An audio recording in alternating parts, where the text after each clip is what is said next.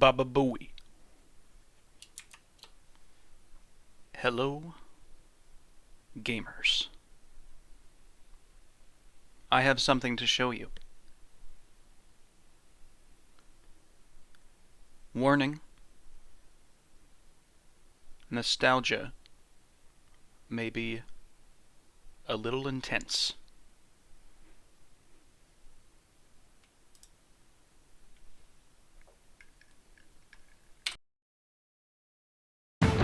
Choose your pirate wisely.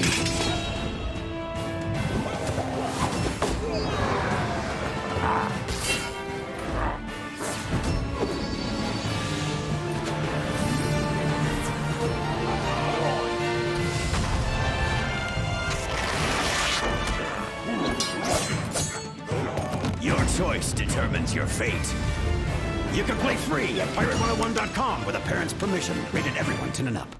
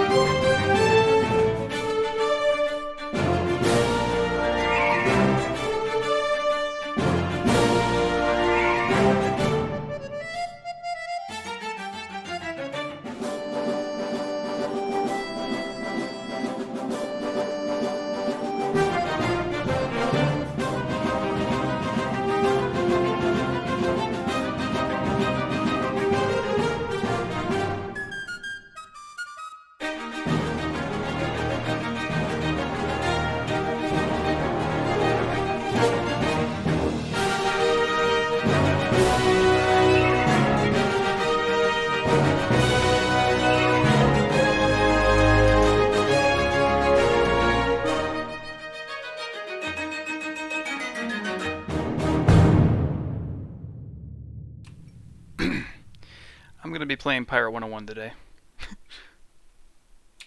Set sail on a new adventure in Pirate 101. But the quest for treasure and glory is not without challenges. As you explore a mythical world of flying ships, strange beasts, and epic battles. You can play free at Pirate101.com today with parents' permission. Rated everyone 10 and up.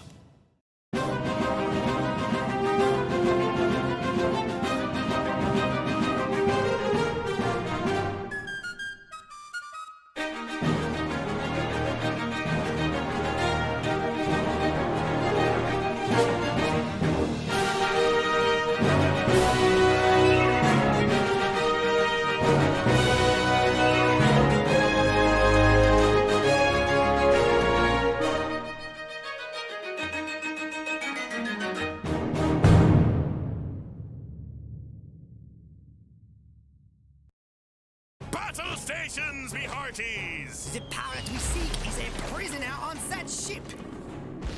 Incoming! Prepare to board.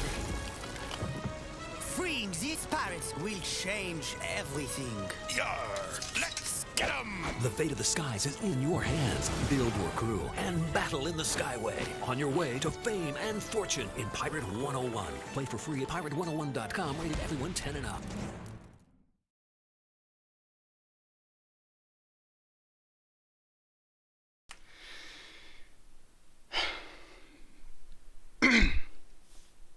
Oh man. This game. It's been just popping into my mind recently for some reason. And I just thought, hey, you know, why not pick it back up again and sort of document it.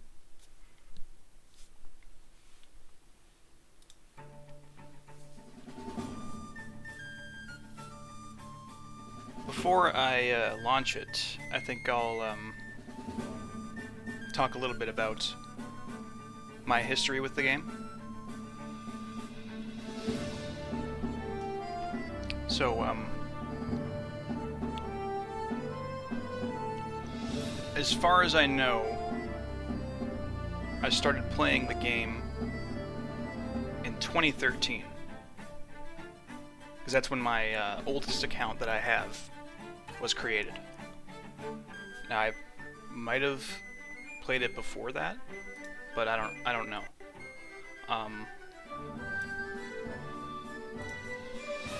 Just checking my audio levels here. I think that's fine. But yeah, I had played Wizard 101 before. I heard about it at school. And you know, I don't know if I heard about Pirate 101 at school or saw it on TV first, but yeah. Those commercials. They're really nostalgic. And I'm sure those and the game itself are nostalgic for quite a bit of people.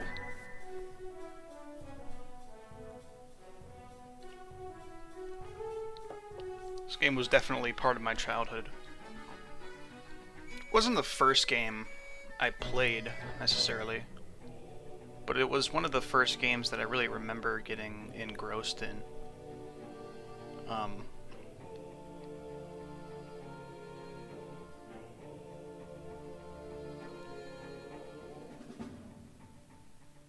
So yeah, I think I might just launch it right now and just get right into it. And I'll have lots more to say about it.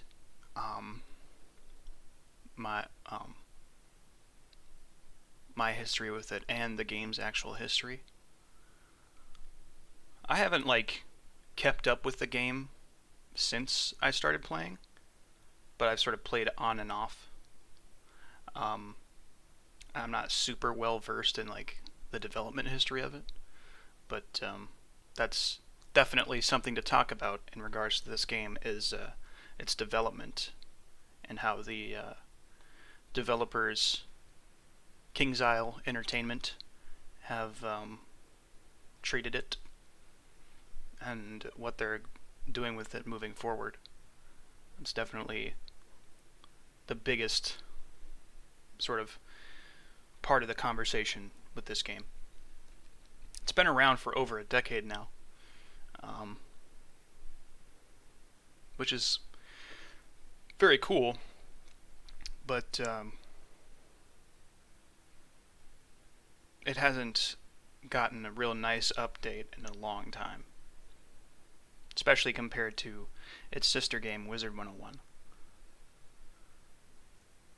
Anyways, I don't think I want to get too deep into that right now. I think I'm just going to launch the game, just get right into it.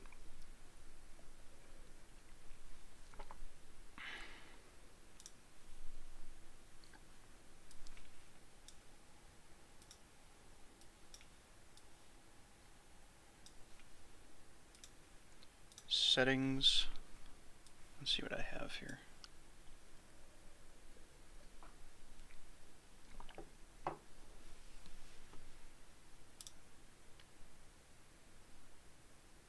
Unfortunately, the game doesn't have borderless windowed, so I'm kind of forced to use it in windowed mode for convenience reasons. But for OBS, I'm just using the game capture setting, or the window capture, so you won't actually see that.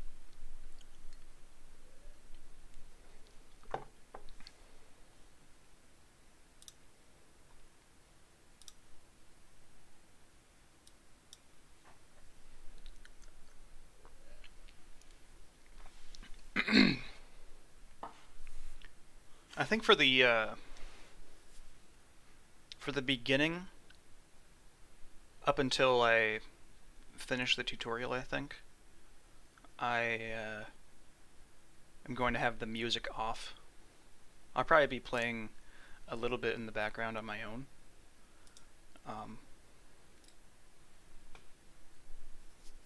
But yeah, I kind of like it to be silent when I'm trying to think. Or, I don't know. I'll definitely have the music on most of the time, though. The game has an amazing soundtrack. Although, that might just be the nostalgia talking. I don't know. That's kind of another question with this game, is revisiting it. Is it going to just be the nostalgia talking? Like, is it actually worth playing? You know? That's definitely a big question. Anyways, I'll have the music off for the very beginning. I'll have it on most of the time, but if the music is getting a little repetitive, because it does, play the same tracks a lot, I'll probably switch it off and just control the music on my own.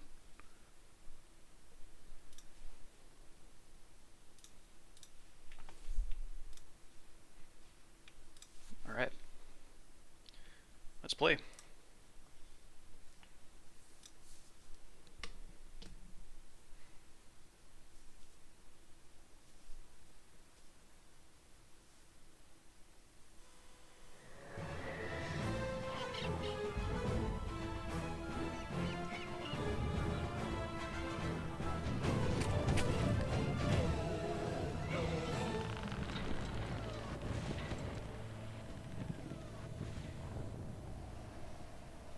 Awesome.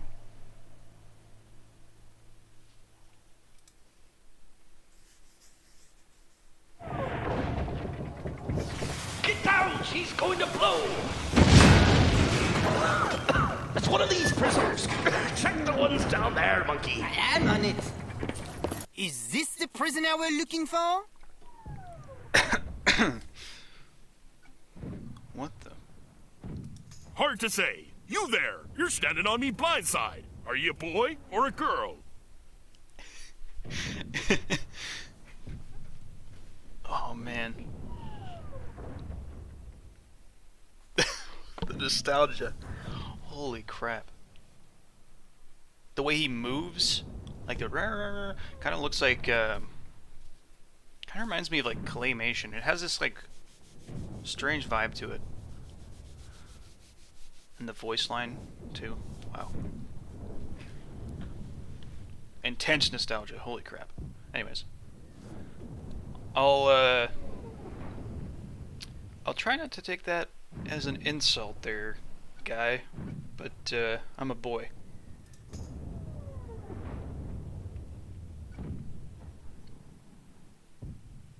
Or I don't know. Guess I haven't really thought about it. But I'm a boy.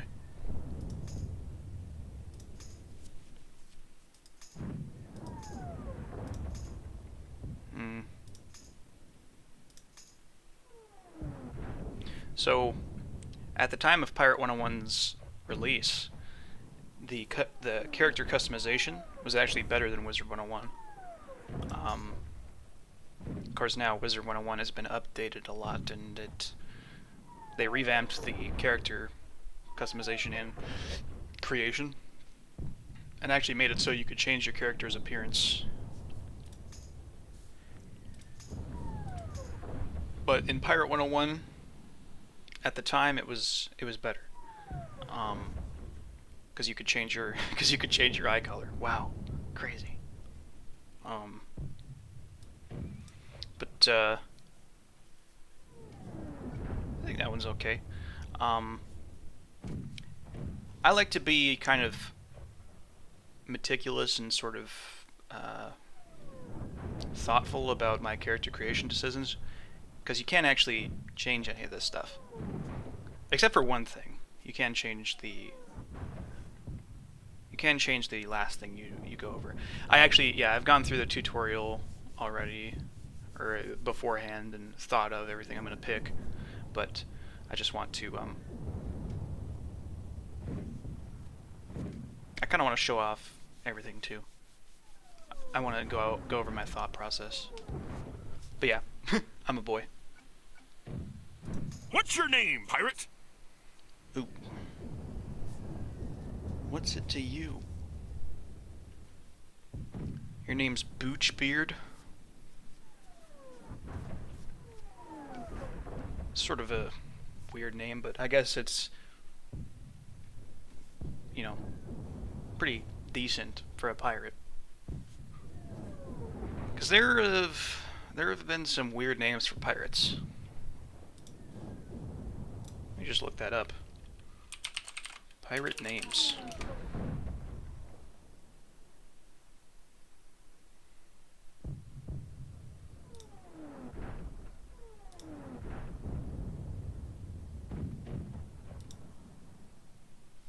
But yeah, I've already thought of my character's name.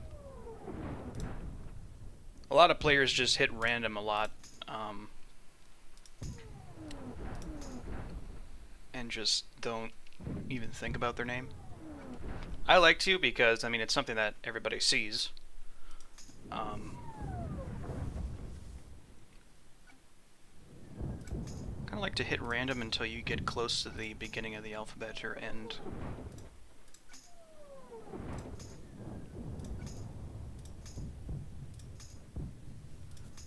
It'd take forever, but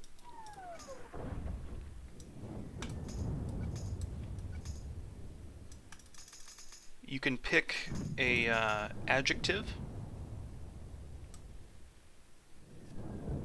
a first name, and a surname.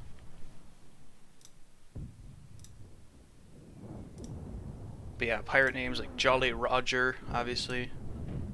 I don't think you could make that, unfortunately. But they would get, you know, these weird nicknames. Like Black Bart or something like that. Obviously Blackbeard. Those are pretty iconic.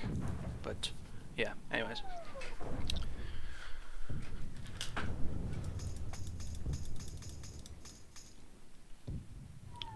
You have to pick a first name, though. You can leave the others blank. In Wizard 101, it was a first name, then a word, and then another word. I kind of like the names in Wizard 101 better, but in here you can still make some pretty cool combinations. And I do like having an adjective. Adjectives are kind of my favorite type of word. It's because there are so many good ones. A lot of colorful ones that probably couldn't be in a kids game. Although, actually, it's not technically a kids game. It's probably more accurately described as family friendly. Because just because something's family friendly doesn't mean it's just for kids, you know? Like SpongeBob or Adventure Time. I mainly watched SpongeBob when I was younger. I wasn't really into Adventure Time or Regular Show. That's a show that had like a lot of kind of risky jokes and an adult humor in it, even though it was a kids show technically. But it's kids safe. I'm using finger quotes. It's called kids safe, family friendly, whatever you want to call it. It's supposed to be a game that the whole family can enjoy. That's what's on the website. I might look at the website later, but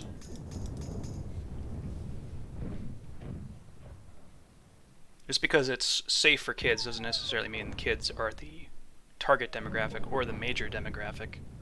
I would say the main demographic for Pirate 101 is probably late teens to late 20s, maybe. That's most of the demographic, at least now. I would say most people who are still dedicatedly playing are kids who grew up with it and probably invested too much time and money to give it up, you know? But yeah. My pirate's name is going to be Jack. I know. Original. Unique. No. That's just my name, and I like it. It works for a pirate. But I am going to be using an adjective. There are many, many good adjectives you can use. Not every one of these adjectives is the best, but I like to pick one that's fitting for my pirate, my character, but also makes sense as a pirate name, and mainly sounds cool. And that name is this: Brass Jack.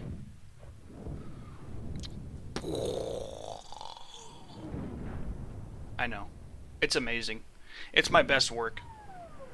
I actually genuinely think this is the best character name I've come up with. I know it's not crazy, but I'm just so bad at coming up with character names, especially in RPGs, like Skyrim. I mostly just put in my name Jack because I can't come up with like an original lore friendly name for my characters. So I usually just put in a self insert, But this one I like. I'm going with Brass Jack. First of all, it's catchy, Brass Jack. Sort of rhymes, Sort of rhymes. It sounds cool. Makes sense for a pirate. And it also ties into my character's class. Also, the adjective brass is kind of meant to describe someone's boldness or like moxie. I don't know how you'd say it, but it's kind of like bravery or balls, but like not in a good way, So it's more fitting for a pirate, somebody who's a bit more morally gray. But yeah, I really like it. Brass Jack. Thank you. So yeah, my name's Jack, but people have taken to calling me Brass Jack on account of my overall disposition and aptitude and affinity for weapons. I told you, he's the one! Yeah. What gave it away? The rambling? Maybe so. If ye are who ye say ye are, prove it. Why do you even care?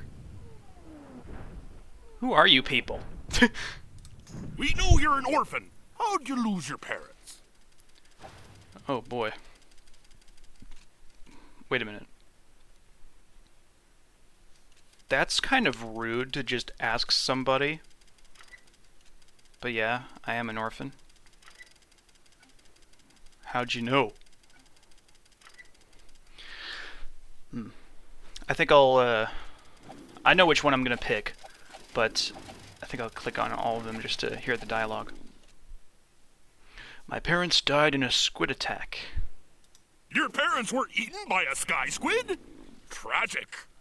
So sad. It happens all the time. Jeez. That's horrible. But kind of badass. No.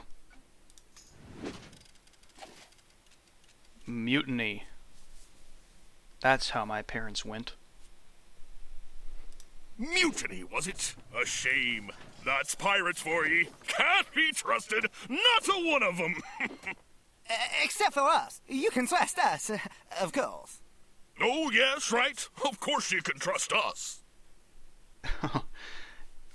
Of course. Yeah. I think that's a pretty fitting one, but also really sad. So this decision doesn't really matter. It affects one of the crewmates you can get later. And, well, I'm not going to really say anything, but sometimes I kind of like to pause and kind of ruminate on the dialogue because it kind of takes me a little bit to process things sometimes.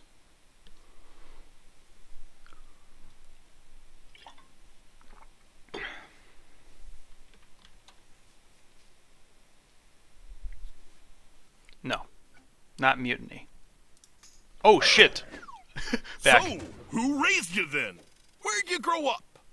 I clicked the wrong thing. Oh, yeah. I swore. I'm gonna be swearing. So, deal with it. My parents were shipwrecked. Lost in search of buried treasure? Now there's a tale.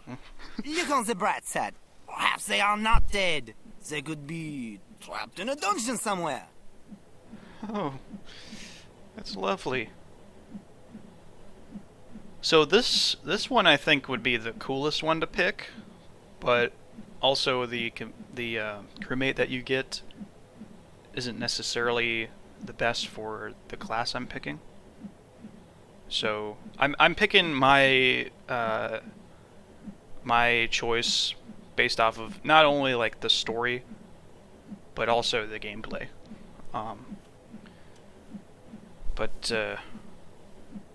I think this is probably the most fitting backstory as well, one that makes the most sense. But no, they didn't die in search of buried treasure. Fortunately. That would probably be the most legendary way to go. Besides mutiny, I think. Excuse me. Parents were killed by the Armada. Blasted by the Armada, were they? Clockwork fiends! Whoa. There was no dishonor in dying for the resistance. That is true. But no. My parents would never be foolish to try and raid a giant armada ship.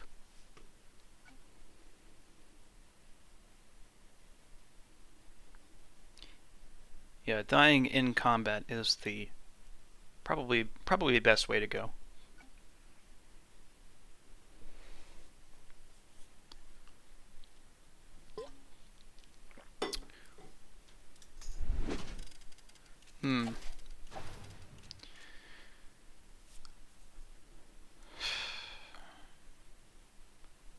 My parents were pirates. I guess it's kind of tragically funny, in a way, that after all the combat, the raiding, the pillaging, the plundering, the pilfering, the cannon fire, the sword swinging,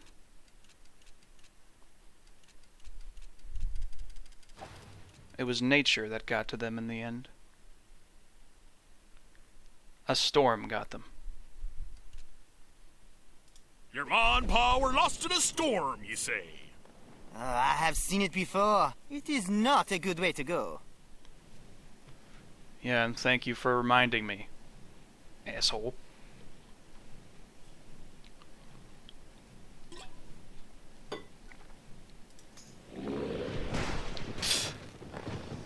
So, who raised you then? Where'd you grow up?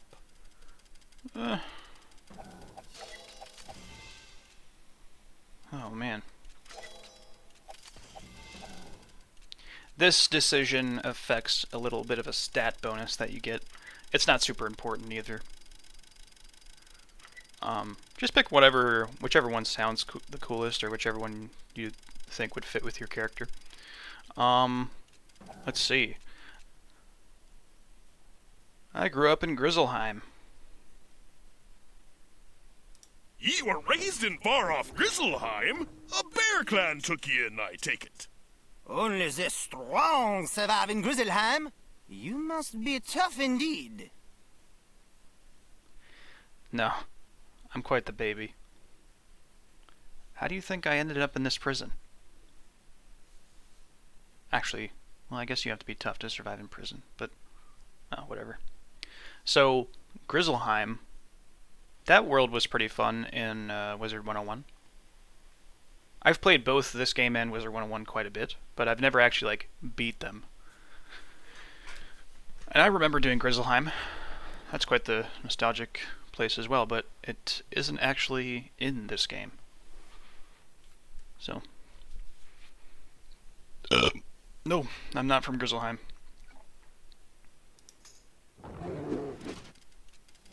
Krakatopia. That's another world that was in Wizard 101. I think all of these, well yeah, all of these were in Wizard 101 except for Skull Island. Skull Island is the only world from this list that was made just for, or uniquely for, Pirate 101. At least I think so. I don't know, it might have been mentioned before in Wizard 101, like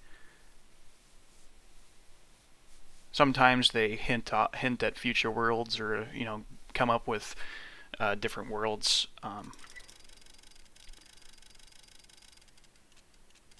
In the dialogue, or just putting little snippets here and there before actually like conceptualizing them and developing them. But I am from Krakatopia. You learned to fight in the arenas of Krakatopia under the blazing sun? You must be very good with a staff. Krakatopian pit fighting is deadly. Krakatopia was pretty decent in Wizard 101. I liked the story the best, but the actual gameplay was okay. It's definitely very dated if you look at it now. But I liked the world building with the crocodiles and the manders, and the interaction with Marleybone too. Yeah, oh man, Wizard 101 is another really nostalgic game. I don't know if I'm going to be playing that on the channel though, because I'm kind of just into this one right now. So yeah. Also, you see the ship in the background. That's pretty cool. So yeah, if you don't know, Pirate 101's development is basically halted. I mean, they've like said, oh, this year is a great year to be a Pirate 101 player, but they haven't like actually released something real big in a long time. And the last major update was sort of a ending, kind of. But we don't really know that. I think it was like conceptualized that Grizzleheim and Krakatopia would eventually end up as playable areas in Pirate, but that never came to fruition. But if they were to release a new world for Pirate 101, I think it should be either of these two. I would personally prefer Grizzleheim, but I think it would be kind of cool to show Krakatopia as well. But no, I am not from Krakatopia. That place, too many bugs, and yeah, too scary. Oh, the music from that area too. Both of these games are so freaking nostalgic, and I'm going to keep saying that. I'm going to say it a lot, but I mean, it's true.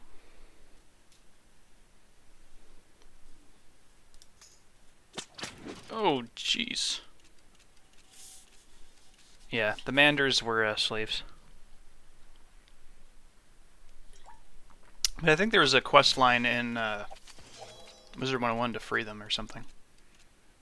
Or a lot of quests centered around that. That's another thing that I kind of want to talk about a little bit, is kind of a critical analysis of the game's story and like portrayal of different cultures and stuff. Although I don't think any of the cultures, I mean, a lot of the stuff in the game is directly inspired by real life, but they're not like literal representations. Also, yeah, an overwhelming majority of the characters in the game are anthropomorphic animals. I think that mainly has to do with the game's rating and how the game can get away with being more kids safe. But yeah, Marleybone. Raised by the dogs of Marleybone, were ye? Your foster father was a redcoat. You must be a good shot. The people of Marleybone are known for their accuracy. So this world did actually make it in Pirate 101. Spoilers. Well, not really. But But yeah, a lot of the characters are anthropomorphic animals to kind of alleviate the amount of violence in the game. So like you're not fighting actual humans most of the time. It's just like anthropomorphic animals. I'm guessing that's one of the main reasons besides design choices. But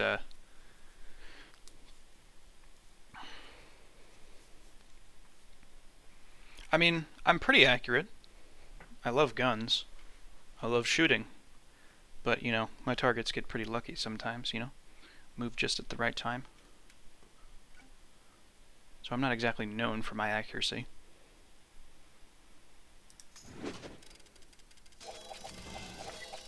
Alright. Mushu. Yeah, Marleybone was also a pretty good world in Wizard 101. Another place with really good music. Holy crap. Both of these games have a really good soundtrack for some reason. Although, again, might just be the nostalgia, I don't know. Mushu, that was also a world in Wizard 101 and is a world in this game. Excuse me. But I don't know if it came out right away. I mean, in one of those trailers, Mushu was shown off. So, and those trailers are really old from like 2013 or so. I don't know about the first one, because the first one was a really big CGI one. And that one was really cool. Anyways. Mushu. Ah, you were raised by a clan of ninja pigs in the exotic realm of Mushu, eh? Ah, the best assassins come from Monsieur. You must be skilled with a blade. The best assassins come from Monsieur. Oh. No, I don't like using blades. Too messy. Too personal, you know?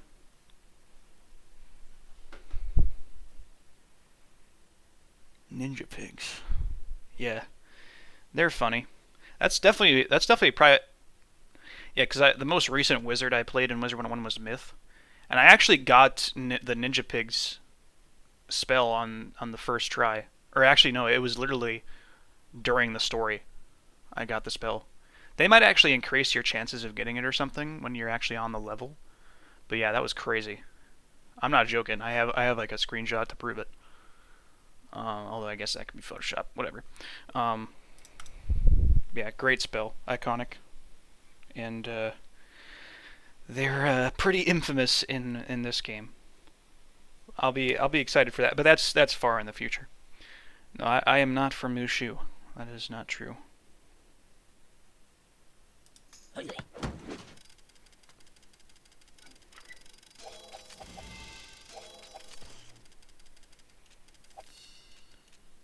The truth is, I am from Skull Island, of course. Come on. What good pirate hasn't come from Skull Island?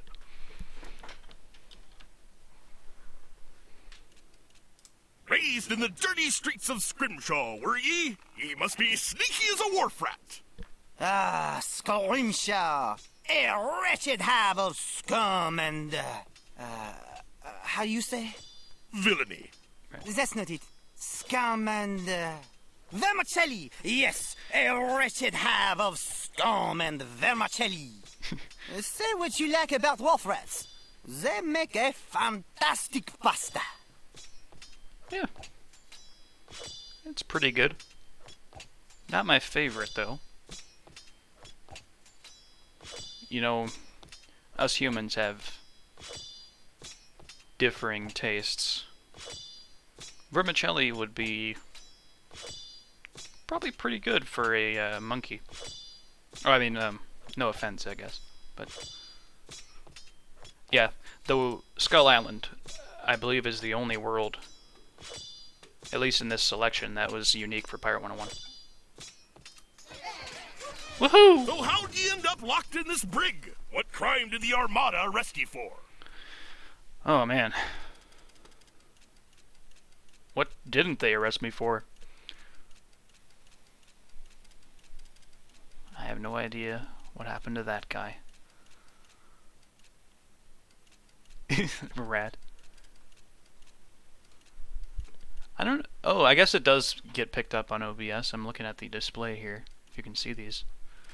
That's something that was unique to Pirate 101 too, is the puppet shows. Really cool. I don't know if Wizard 101 has done anything like that, but... Alright, I don't know if I want to explain the classes or not.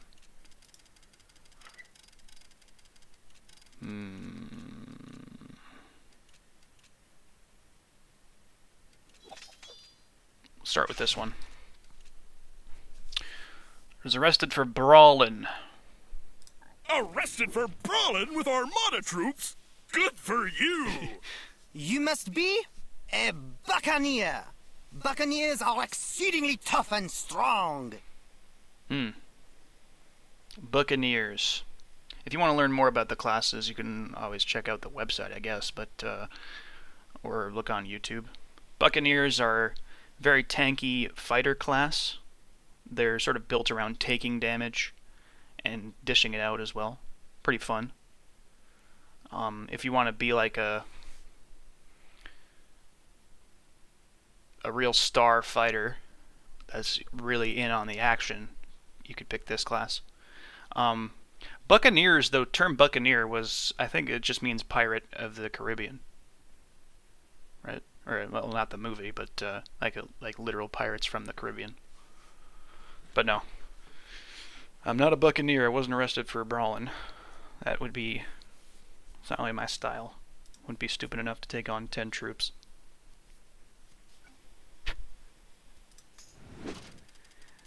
They're a high damage, high health, tanky melee class.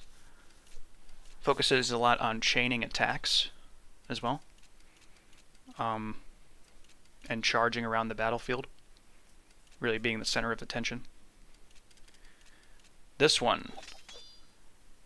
Dueling. That's what I was arrested for. So, you assaulted an Armada officer while defending your best friend's honor. You are a swashbuckler.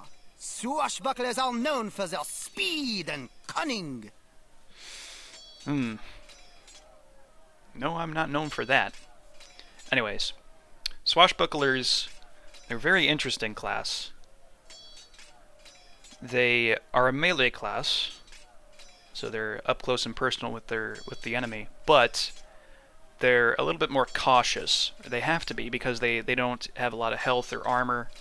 What they do have in terms of defense is very high dodge, and an ability called Riposte, which allows them to attack after their enemy misses, and they dodge. Also, yeah, Buccaneers get Vengeance Strike, which is attacking after an enemy attacks you. So swashbucklers, they're more focused on they're more focused on avoiding as much damage as possible, or avoiding damage as much as possible. But they dish out a lot of damage. Their main ability and their main strength is they have the ability to hide in combat, which means enemies cannot spot you or attack you for a certain amount of time. And while you're hidden, your attacks deal double damage, but attacking breaks your hide. So very interesting, useful ability. And they can also poison enemies. They rely on stealth and subterfuge and kind of tricks, but they're very fun to play. I think all the classes have their strengths and are fun to play, though. But no, I am not a swashbuckler. I'm not that bold. But yeah, if you want to have a little bit more of an intricate melee playstyle, I would pick swashbuckler.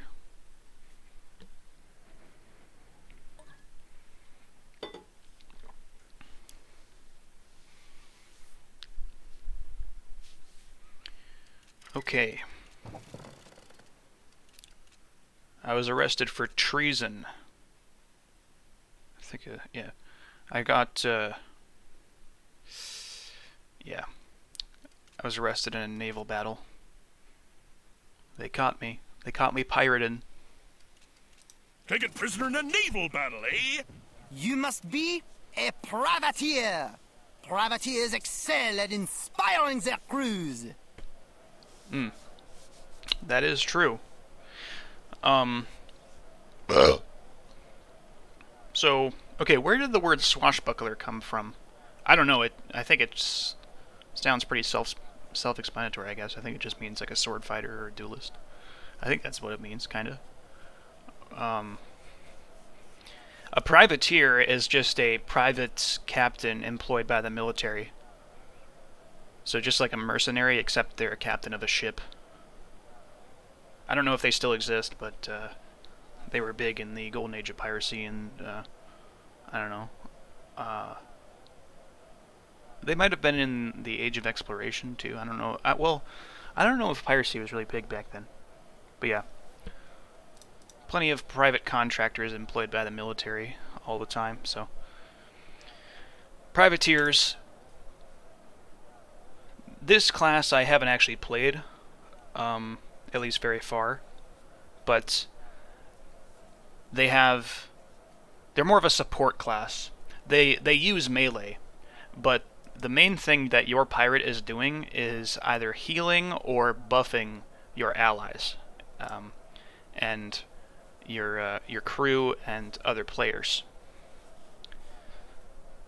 So they have a lot of very useful abilities that essentially make them near invulnerable in combat, especially in PvP.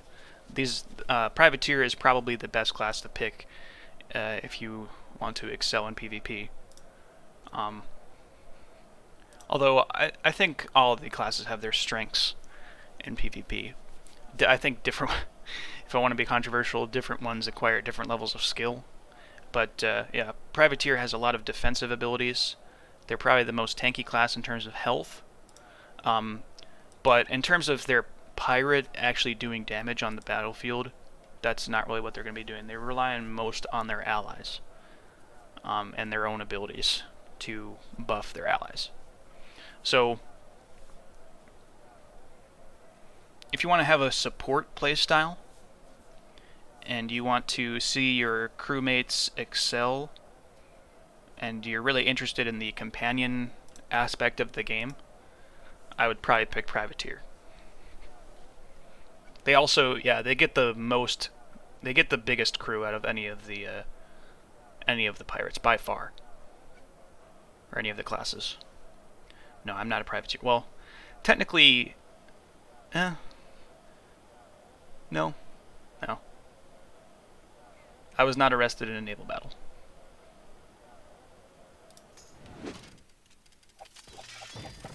Okay, next one is Witch Doctor.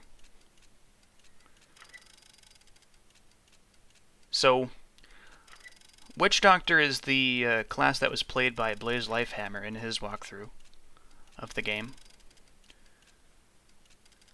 And so that's probably what it's most known for, and that's the most popular walkthrough of Pirate 101, or playthrough, let's play, whatever you want to call it.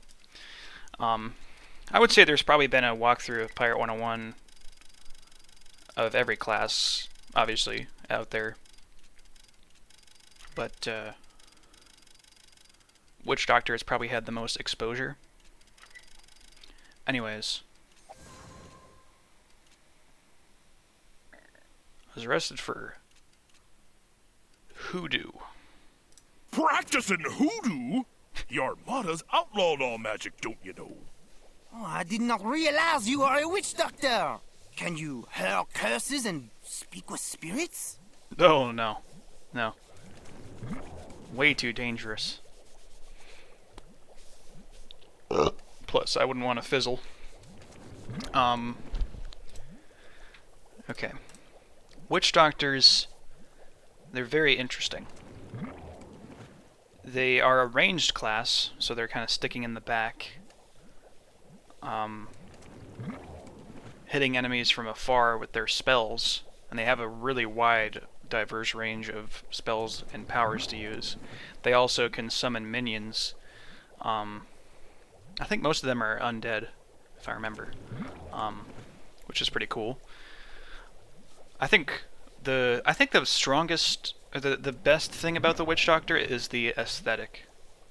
And now, in terms of how balanced it is, that's kind of coming into question. Yeah. I don't know if I want to talk about. There is a companion that you get later on.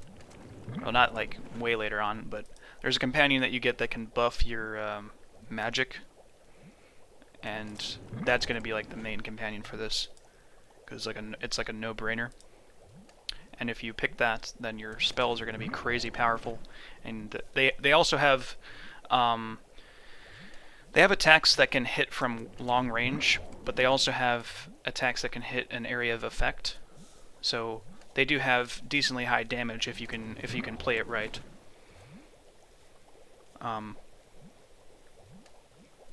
Witch Doctor is very interesting, but it's more niche. I would say it's kind of like the opposite of Privateer. You know, Privateer is buffing your allies.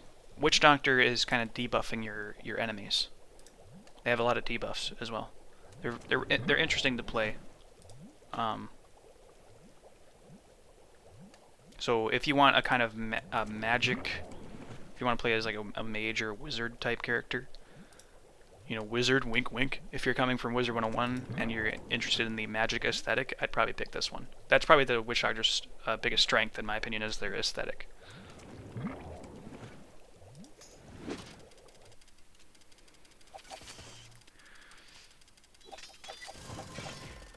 But yeah.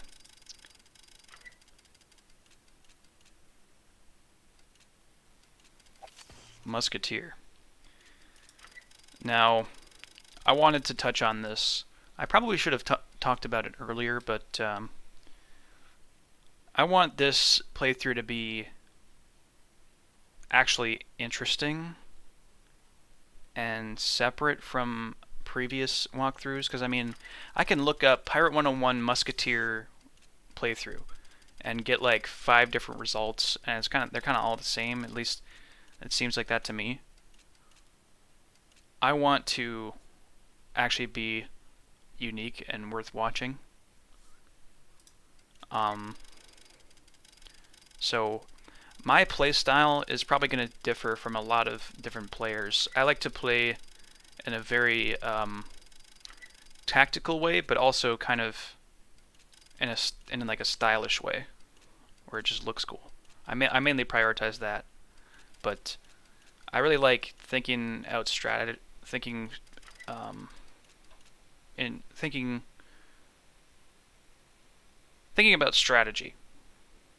You know,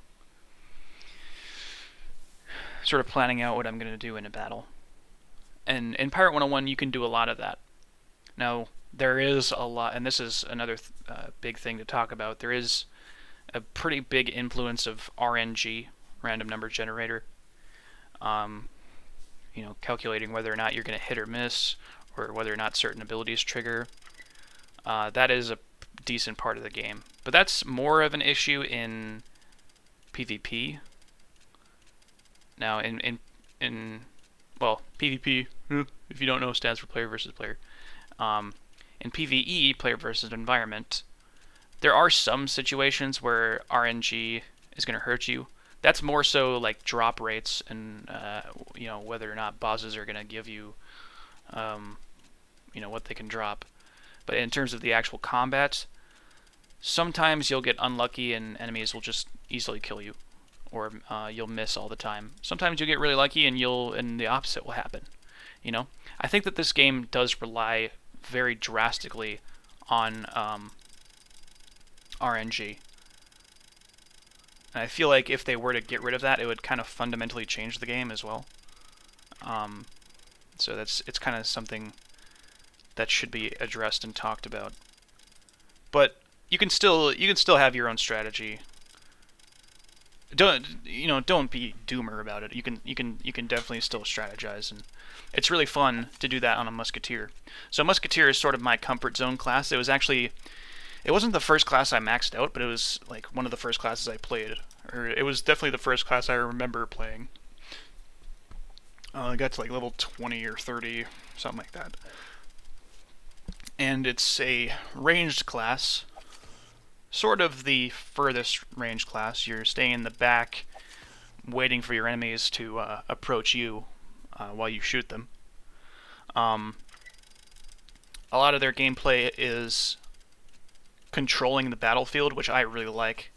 So I'm kind of biased again. I'm biased towards Musketeer a little bit, but it's really fun. You're shooting your enemies from afar. You can set up traps on the battlefield. You can throw bombs that drop. They act more like mines, you know, where if an enemy steps on them, the bomb blows up and they take damage. So you can kind of control the battlefield, or you can also set up barricades.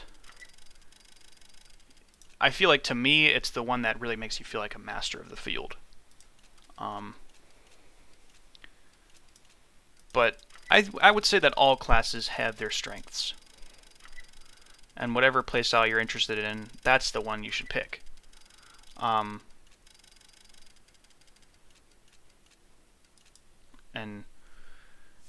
each class has their niche, but I'm going to be playing Musketeer because it's just the one I know, and I think it's the one that'll be the most fun for my type of playstyle, and it'll be fun for showing off my different strategies in the game.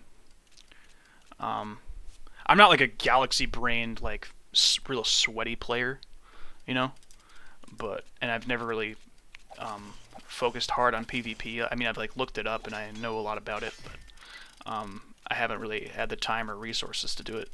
But I plan on doing it eventually, at least on this account and at the end of this playthrough. I might do a little bit of it here and there, like during the playthrough. I think that would be pretty fun. But yeah, Musketeer is also really good in PvP, but well, that's another point entirely, whether or not the class is good in PvP. I think, yeah, they all have their niche in PvP as well. But I think they all can do decently well against the environment. But yeah, Musketeer, probably my favorite, and it's sort of my comfort zone again. So I guess you'll see as I go along in the playthrough what my playstyle is like. But okay, boo. I was arrested for smuggling. You know, possession of weapons with intent to distribute. Caught trying to smuggle weapons to the Resistance, were ye? Yeah. You must be a musketeer. Musketeers are the masters of firearms, keen of eye and sure of hand. You're damn right. Oh, man. I like my guns. It's sort of my favorite thing, besides money. Sure of hand, well, it depends on the situation. But yeah, I'm a musketeer, or whatever you want to call it.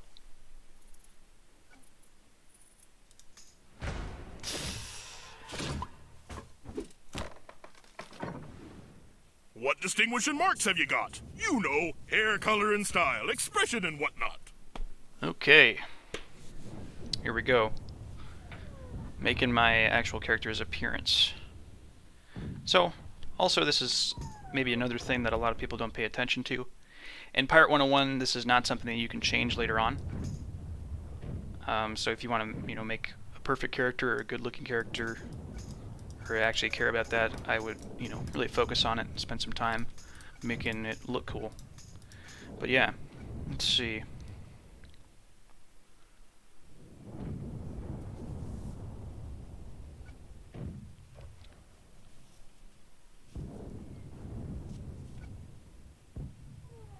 A pirate must dress to impress. How do you present yourself?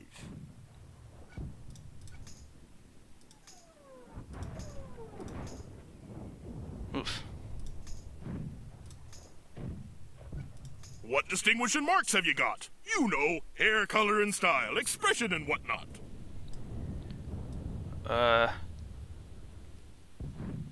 Nothing special. think I'll get some music going.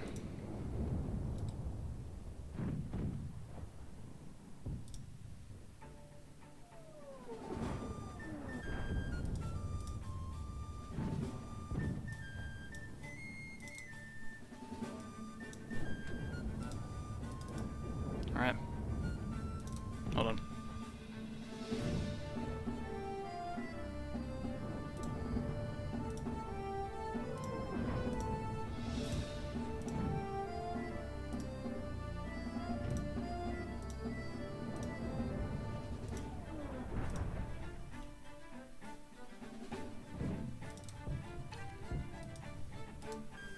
So, the game, at the time of its release, again, was definitely better than Wizard 101 in terms of customization, but a lot of the different faces were taken straight from that game.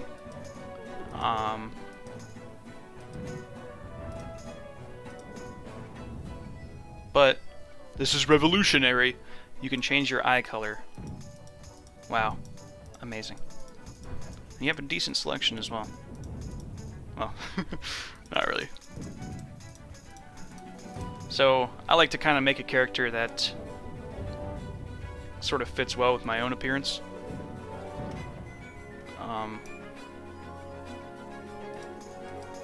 You got a decent selection of hair colors, I guess. Let's see.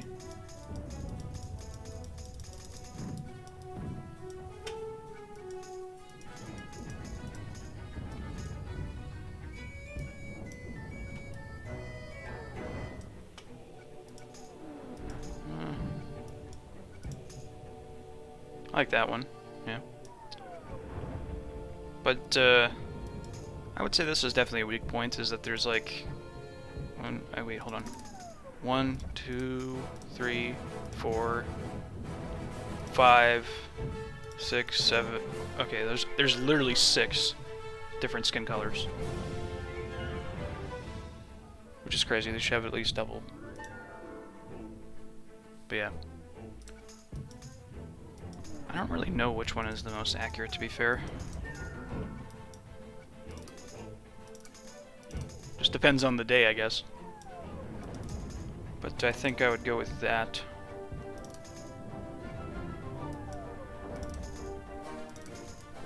I mean, it really depends. I don't think I'm that pale. I hope so. I mean, maybe sometimes. Wait. I guess your skin color doesn't really change that rapidly, but, like, I get really tan in the summertime. Well, not like really tan, but you know what I mean. Face. Yeah, the selection of faces isn't the best, but, that one's okay. Eh. This one's too smug. It's too square. That one's good. Yeah.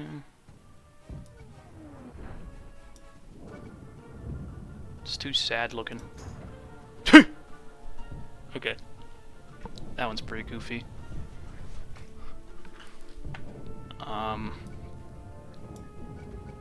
Evil, I guess. It's kind of boring. I don't really like that one. My favorite one, I think, is this one. Yes.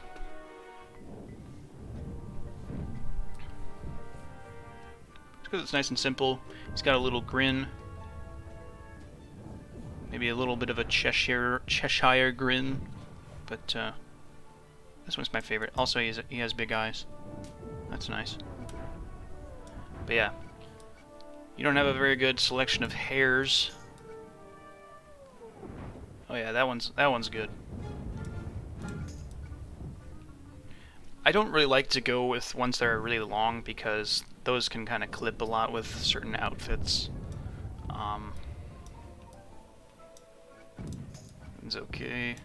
This one's pretty cool, but this one isn't bad either. I think this one looks the most piratey. Yeah. Oop. Okay, yeah. This one, I wish I had hair like that in real life. But it looks too anime, I guess. Okay, this one is... It's okay. Kind of boring. Okay. This one's pretty piratey, but I'm not a huge fan of the ponytail.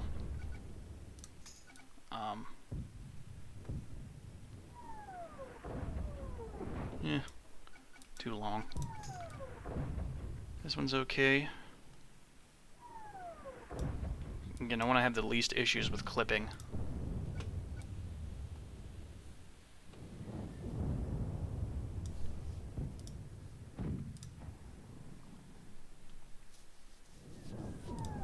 I'll play some music again.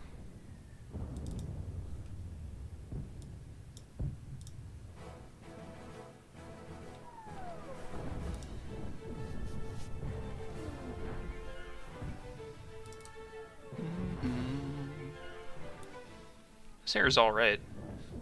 I don't necessarily mind it. This one is probably the most accurate. But this one's definitely my favorite. It does have that, though. Or maybe that's just an issue with the hat. Let's see. Where you turn, when your character turns your head forward, it clips. I like this one just because it's the most neat. And, you know, I guess it could suggest that you have your hair like tied up in the hat, so it's like longer than it actually looks. And I think it has the least issues with clipping, which is really nice.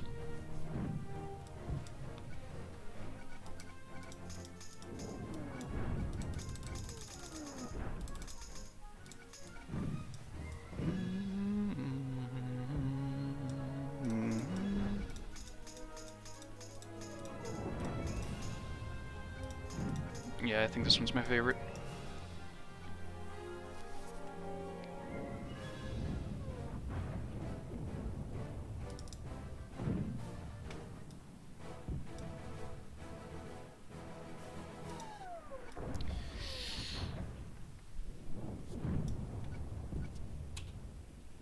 A pirate must dress to impress. What distinguishing marks have you got? You know, hair color and style, expression and whatnot. Well, I have brown hair,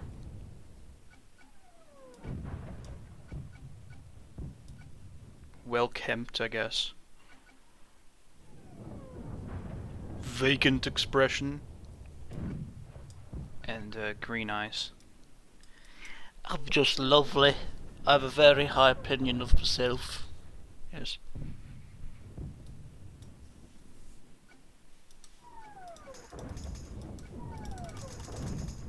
Yeah, I think that only this hairstyle has that issue, but it's whatever. I think it's worth it. Anyway. A pirate must dress to impress. How do you present yourself? Not to impress. But well enough, I think. Also, yeah, rest in peace, that guy. Wrist in peace. Is his wrist tied up? It's at random.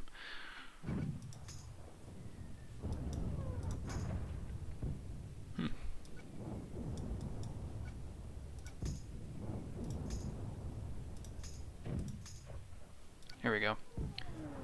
All black. Kinda wish it let you zoom in on this, but yeah. Selection of outfits is decent. Yeah, because you only got one outfit at the beginning in Wizard 101. I don't mind that, that's pretty cool.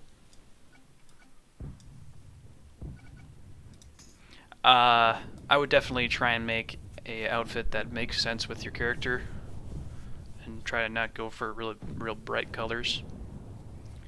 Because I like being immersed in the world, you know, and kind of want to wear something that my character would actually wear.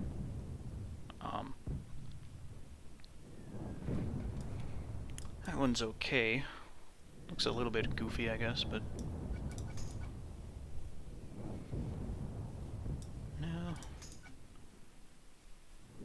Looks too much like a, I don't know, a nightcap, or like some long johns, or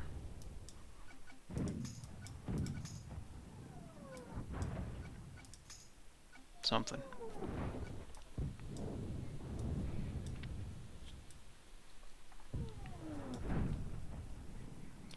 Yeah, I think that hairstyle has that weird clipping thing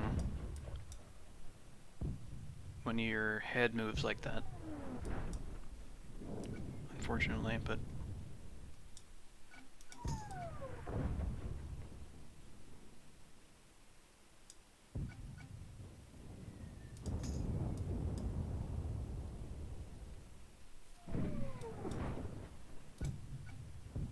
What distinguishing marks have you got? You know, hair color and style, expression and whatnot.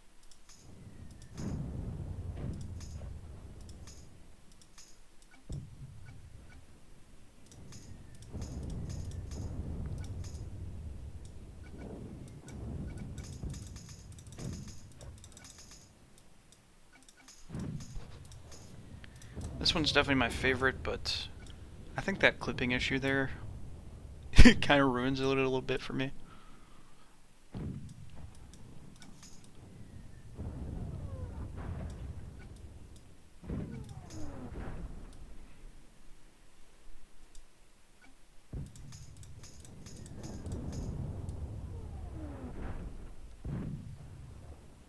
I don't mind this one, but it does have a little bit of clipping there.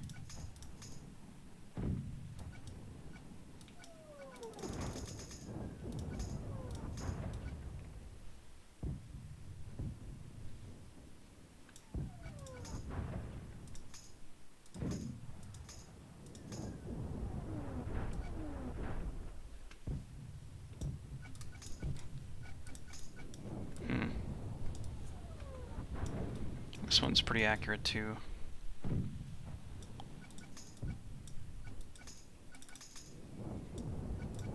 But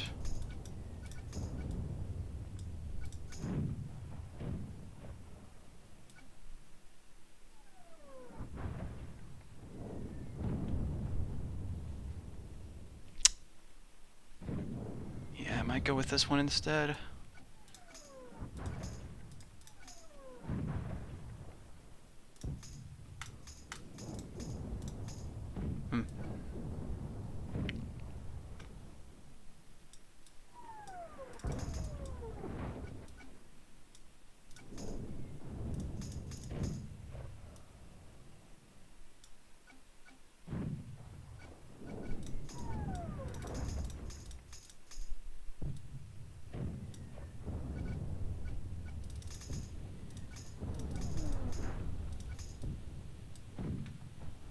A pirate must dress to impress.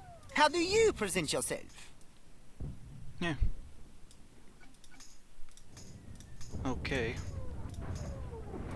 I like that hat the best, just because it's the most piratey, I think. But this one is okay. Let's see. Ooh, that's cool.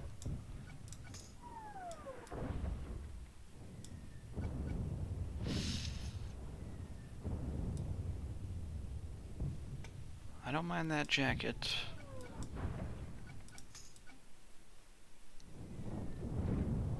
I think this is a good one to pick if you picked Marleybone as your backstory. I definitely wouldn't pick Marleybone as your backstory if you're a musketeer, because it gives you extra accuracy, and you don't really need any of that as a musketeer, because they have the highest accuracy.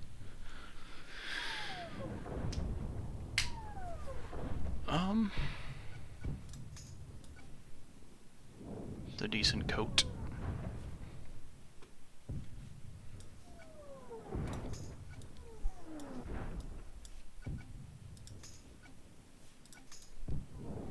I kind of like either this one or that one.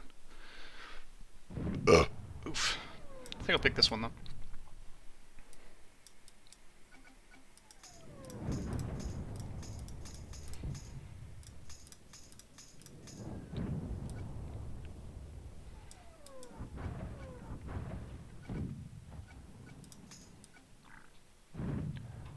I think I like to go with the comfiest looking boots.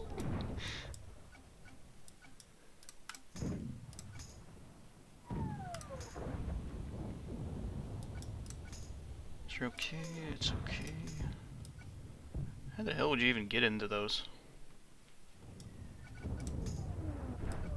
These ones are cool, but don't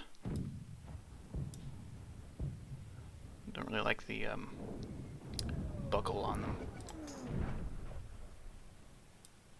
I think these are my favorite. I like this belt as well because it works with Musketeer. Seems like you'd put like ammo on it or something.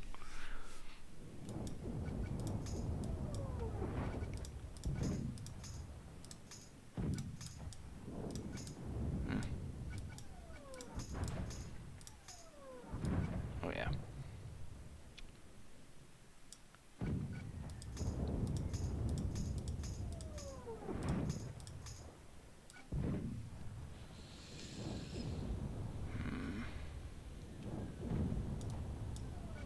Looks pretty good.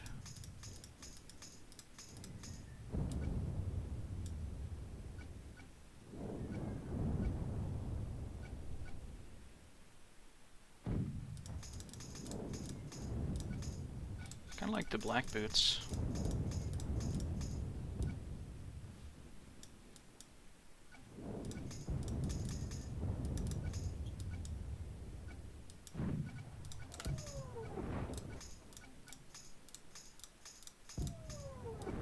Yeah, I'd go with that. Let's see. Yeah, that looks cool.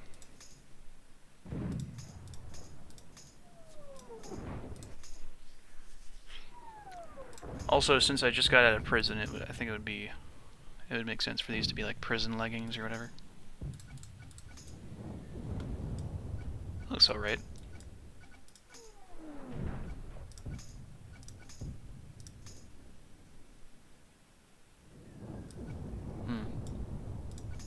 Yeah, I think I like that the best. What distinguishing marks have you got? You know, hair color and style, expression and whatnot. Eh? Well, nothing special. Got brown hair, short, green eyes, and vacant expression.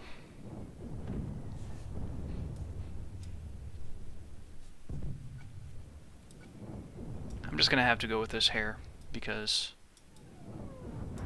well, this one does look better in my opinion. I think this one just has less issues because when you turn your head that way, there's like a weird glitch there. This one looks kind of plain, but it's decent enough and compact enough. Yeah, that's what I look like. A pirate must dress to impress. How do you present yourself? Well, not to impress. I don't want to draw that much attention. I don't necessarily want to draw zero attention. Maybe a little, but not too much. So I've got standard black pirate's hat, black base and trim. a light vest and belt with prison leggings, brown base and black trim, comfy boots, black base, gray trim. Excellent. Very well.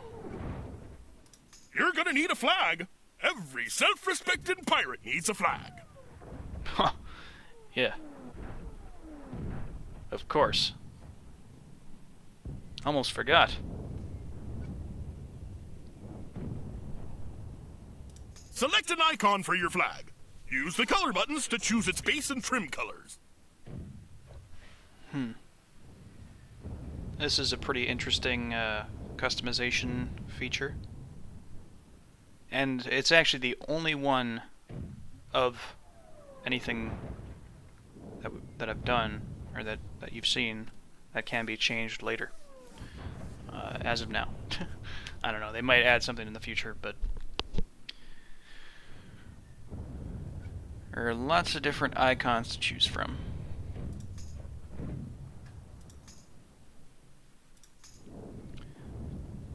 If you want an easy choice, I think it'd be a good idea to pick this one of these, because they fit with your class.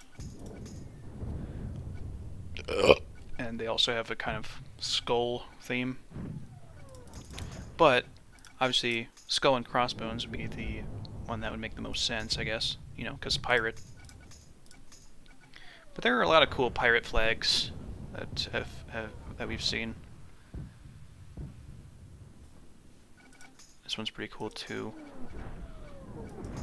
I like to have a nice pirate flag, you know. Not something that's kind of goofy. Like a lot of these icons are pretty goofy, like the rubber ducky. And the panda. That one's actually kind of cool. Oh yeah. I also have Wizard 101 school symbols. Illuminati, yeah.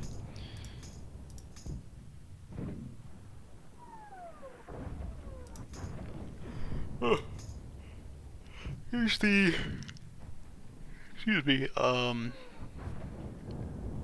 10th anniversary cake. Just a oil slick cake. Let's have some white frosting on a chocolate cake. Ooh, that looks really good. Hold on. Golden brown. No. But, I played this game for 10 years and all I got was a stupid flag. No. Ooh, third eye. That actually looks kind of cool with an all black. There are probably a lot of interesting combinations that you can do. But I only really have one in mind.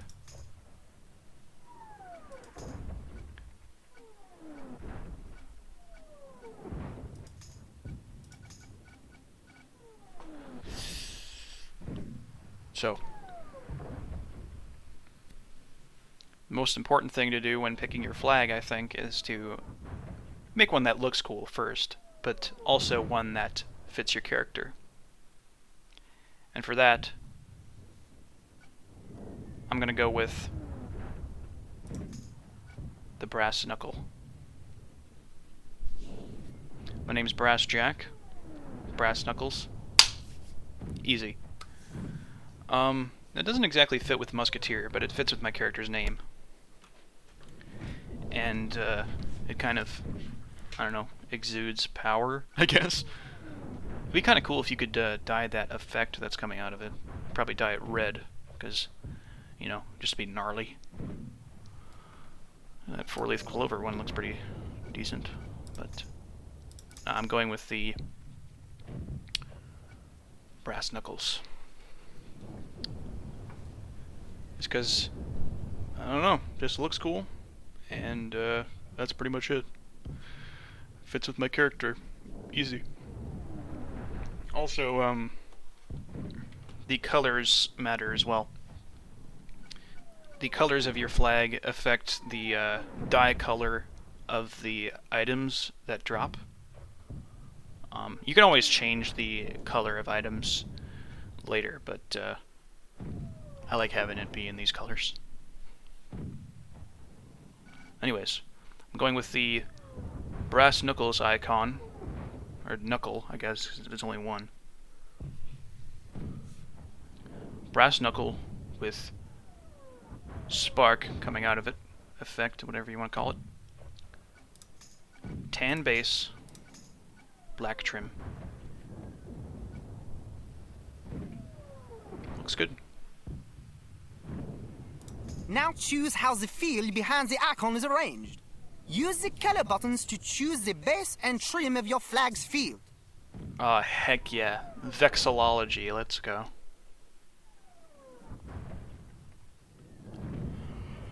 Again, a lot of interesting options. But, in my mind, there's only one.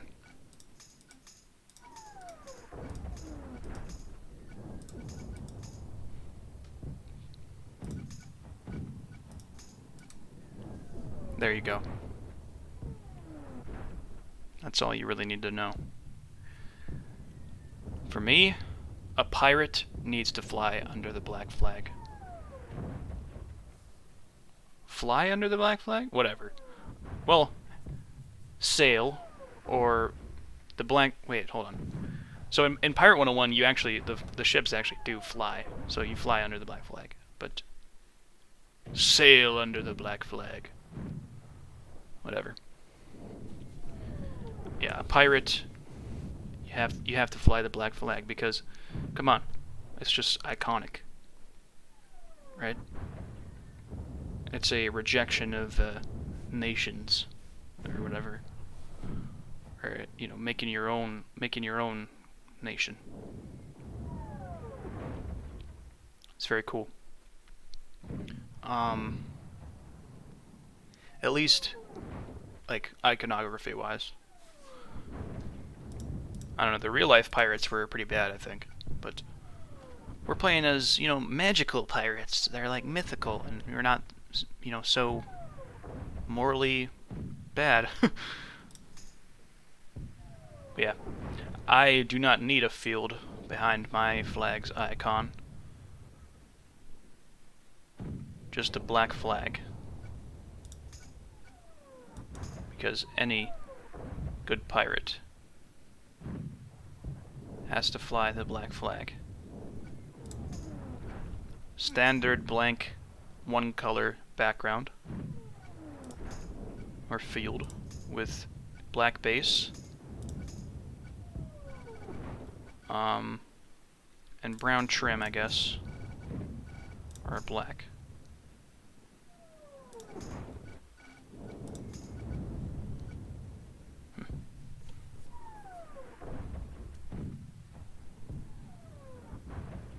The colors you pick for your flag will also be used by your crew for their uniforms, so you can keep track of them in a fight. Excellent idea.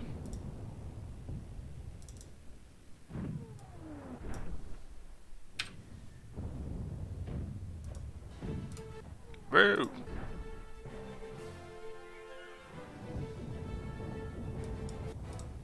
Bob. Yeah, I think I'll go with a black base and brown trim. Also, black and black looks pretty cool. But I think a lot of people use that. So to just add some originality, I like to go with black and brown. But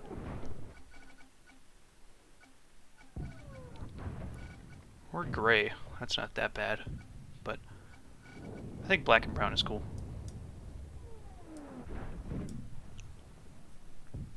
Anyways, yeah. My crew's uniforms will have a black base and brown trim.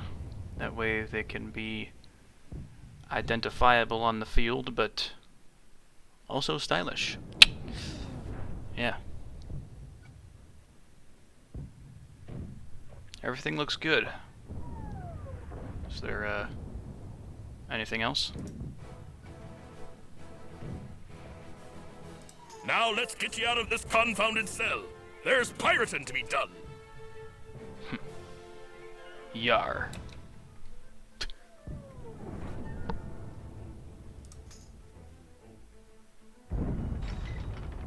The door! She's jammed! The bulkhead's bent! Oh, darn it. Well, now what are we supposed to do? I don't know. Just, I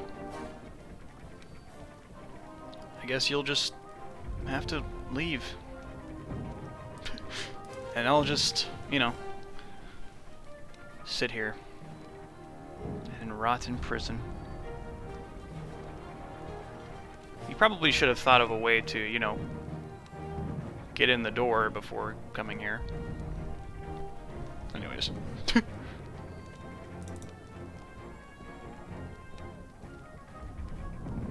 We could just wait for it to open.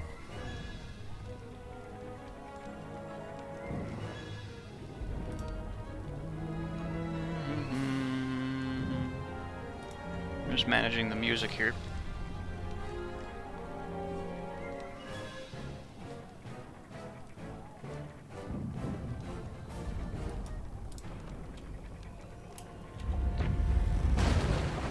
Look there! That panel's broke free! Quick, use your arrow keys and go through that hole there. Make your way back around to us. Oh no! Lucky that didn't hit me.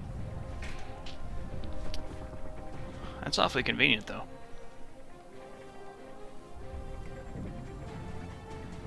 Arrow keys? What are you talking about?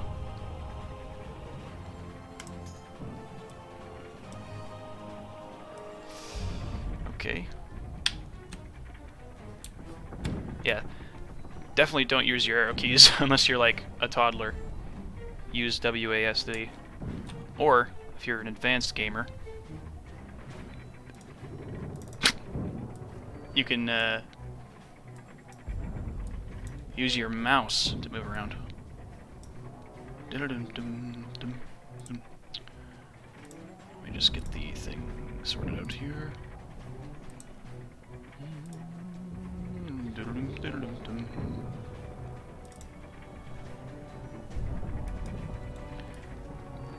Heck yeah.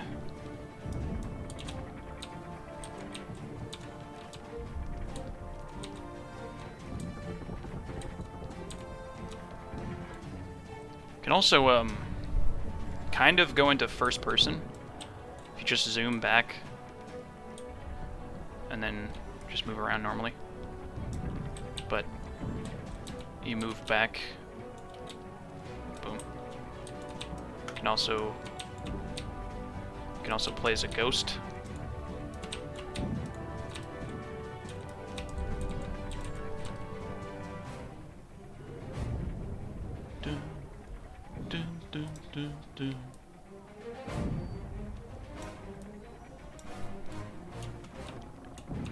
Anyways, I'll have to leave you, Skelly. It's been nice knowing you. Sorry it had to end like this. I'll see you in the next life. I'll be sure to avenge you, mate.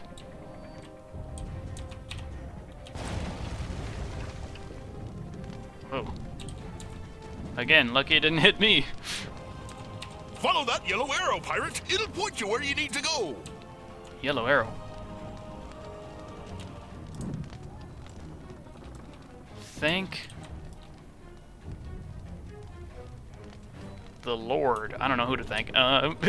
Thank RN Jesus that somebody fired a cannonball at the right spot. You know, bless whoever fired that. You know, should take a screenshot.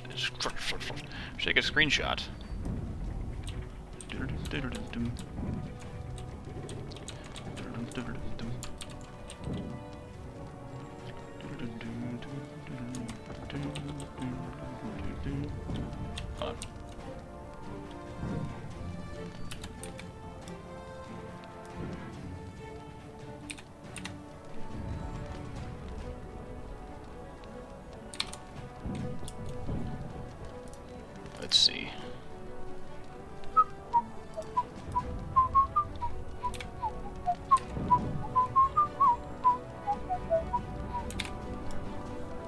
Let's see if that works.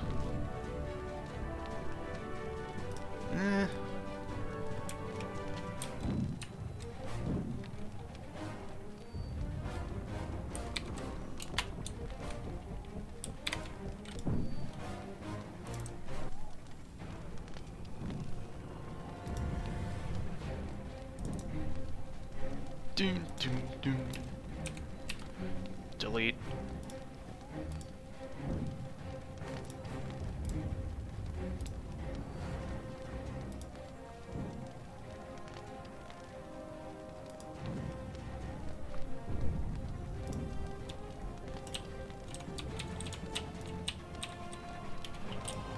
So I can get a good thumbnail.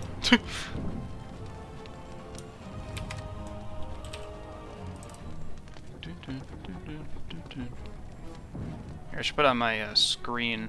I don't know.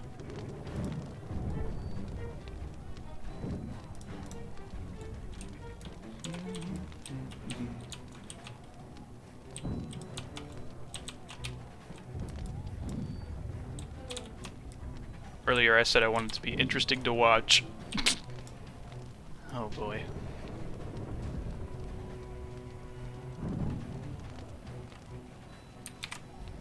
Okay, I forget they're reversed.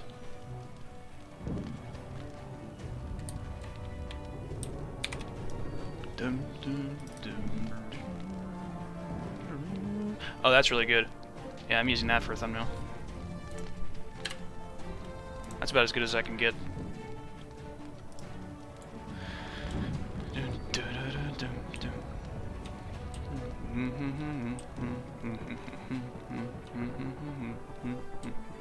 You, come here. Run over to the cell and press the X key to talk to the prisoner. Follow that yellow arrow, pirate. It'll point you where you need to go. Alright.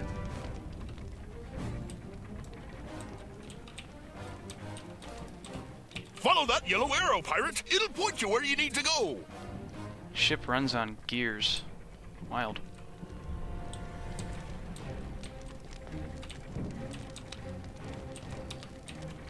Hot. Hey, fellas.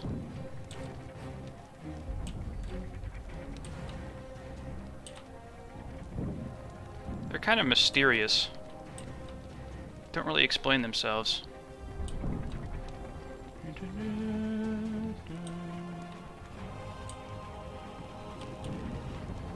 Nobody in there. Nobody in here. Ooh.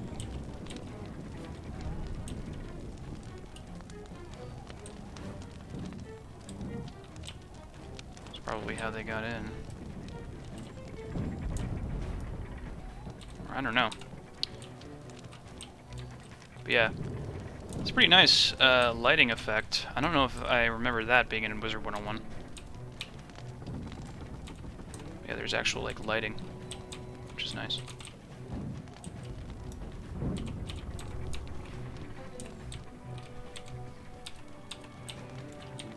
Hey there, fella.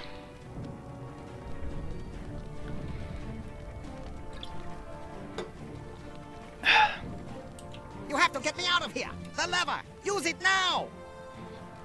The X key lets you use objects. Run to the lever and press X now. Okay. Seems easy enough. X. I am Wing Chun. I must go with you. You would be lost without my guidance. Come, we go. Wing Chun. This guy's kind of full of himself. I can't wait for your guidance.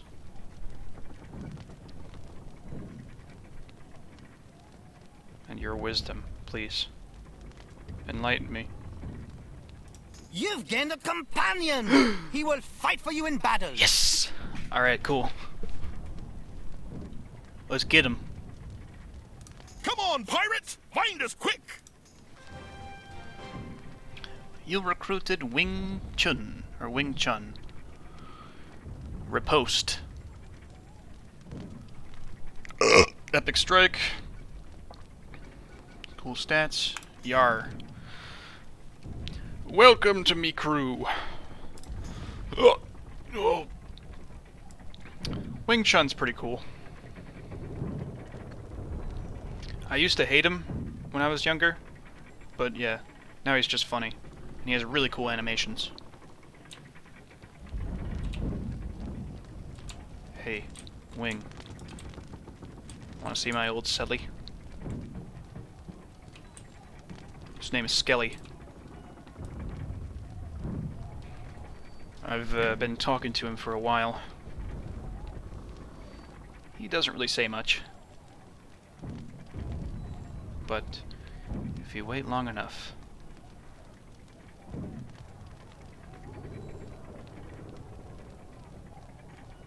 you can hear him. Anyways, goodbye, Skelly old friend.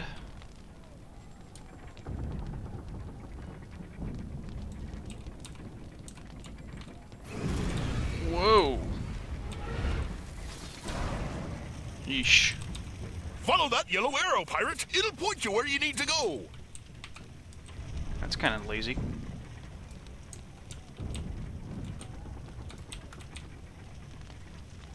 So here's your cell, Wing. Did you enjoy your time here? Yeah, neither did I.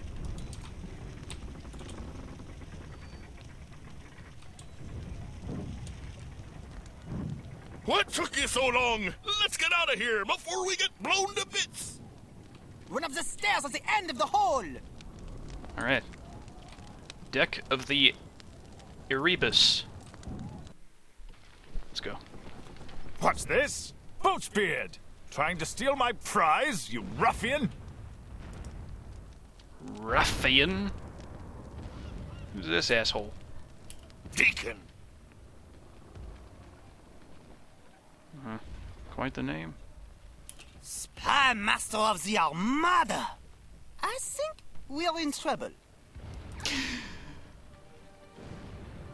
Yeah, I don't know. With the explosions, cannon fire, you know, being in prison, kind of caught that already. It is our jailer, evil machine. You will pay. Yeah. You tell him, Wing. I think not. The prisoner must not be allowed to escape. Take them! Battle angels. They are the Armada's elite warriors. Indeed. It is high time you buffoons learned just who you're trifling with. You don't look like much to me, but whatever. This is a battle board. Use it to order you and your crew to move and attack. The highlighted character's you. Use your mouse to choose a target or destination to move to. The blue line shows the path you will follow. You go first. Click on that Armada Angel to engage.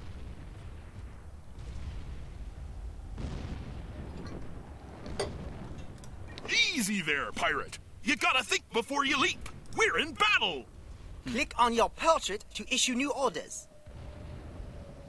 You go first. Click on that Armada Angel to engage.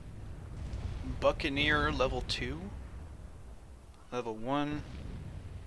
Level 1 Musketeer. Brass Jack, let's go. Perfect. Click done to end your turn. Boochbeard. Oh man. Get him! Brar, well done. Look out! Now it is her turn. Oh, brother. Ouch. Beware those spark throwers. That's how guns work in the Spire. I'm familiar. They generate a burst of electricity to stun you into submission. Be careful! If your health falls below 0, you'll be knocked out. Yikes.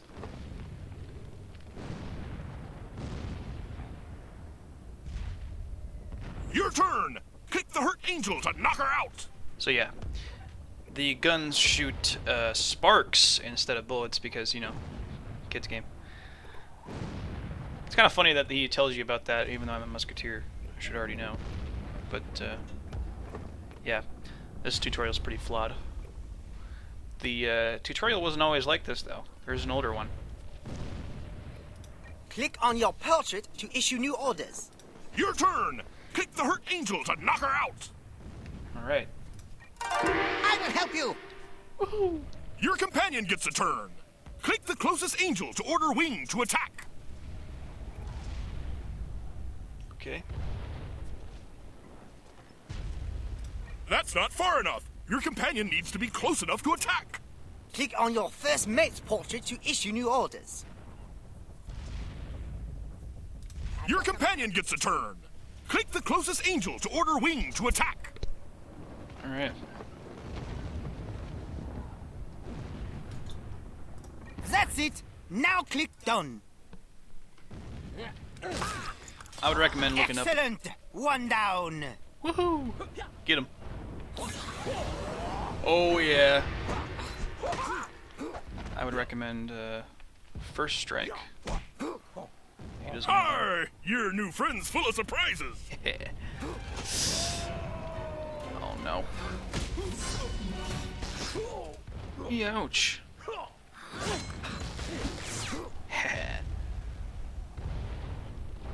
Time to play for keeps.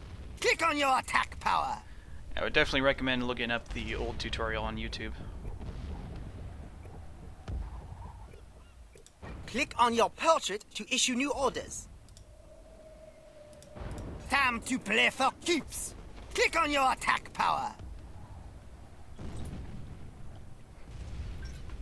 Incendiary Shot. I think there is an ability called Incendiary Shot, but it doesn't look anything like that. I think that's a unique logo or picture for a completely unique ability. Now click the unwounded angel as your target. That angel is hurt. Your companion can handle her. Use your power on the other one. Right. Click on your portrait to issue new orders. Time to play for keeps. Right-clicking discards the power. Don't do that. You need it. Left-click the power to use it. Time to play for keeps. Now click the unwounded angel as your target. Alright. Now for your companion. Click the wounded angel to finish her off. Get him. Perfect. Click done to end your turn.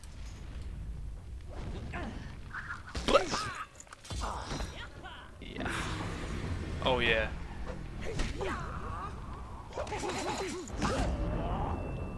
Yes. Destroyed. Not so fast. Do you think you can defy the might of the Armada? Wow. What are those? Yeah, I don't know about that one. Surrender! Don't make me destroy you. Surrender? I'd rather die. No, don't bother. Lads, fire!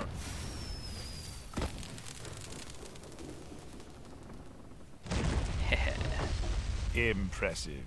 It seems we've underestimated you, young pirate. You'll regret making an enemy of the Armada. Enjoy your freedom while it lasts. Oh, damn. Oh, that blast nearly did me in! I can barely see! Pirate! Use that rope to get to my ship! Take the helm! You'll have to get us to safe harbor! You sure? Mr. Gandry couldn't do it? Meh. I guess he can't reach the wheel.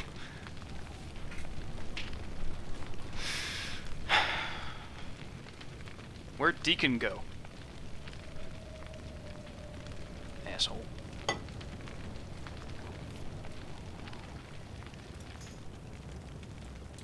You gonna be okay there, Boochbeard? Do you need medical attention? Mr. Gandry.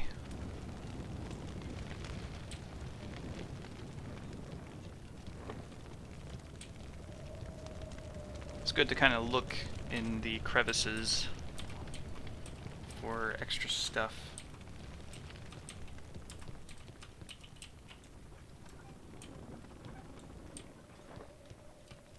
Nothing down here. What? Yeah. Companions, they can walk through walls and stuff.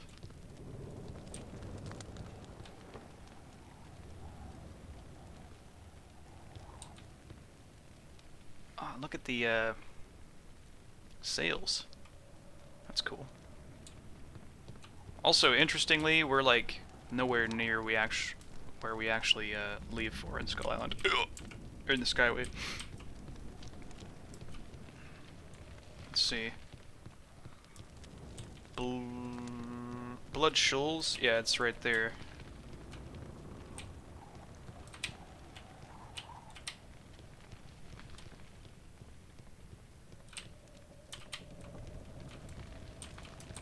Oh yeah, cool detail is Armada ships, they don't have wheels. They run on their own, just like Clockworks.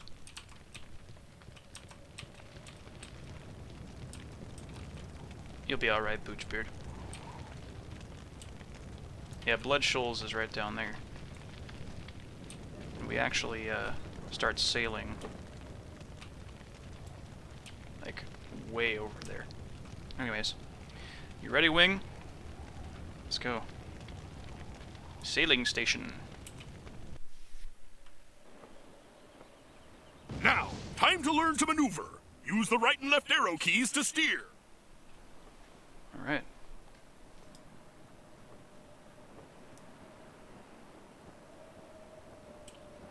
That's navigation in a nutshell, pirate. You're a natural. Put some wind in her sails. Up arrow increases speed. That's better. Cool. Now, set course for the docks at Skull Island before any more Clockworks find us. Oh no, another Armada ship! Battle stations! They're still with us. Do we engage, Capitan? In broadside combat? Not now. You'll have time to learn that later, pirate. Keep running. Click the windstone button or the Z key to give her a boost. Full speed ahead! Get him! Oh, brother. Okay. Sparking chain shot, greater ship. Whoa! Oh, jeez. Z key.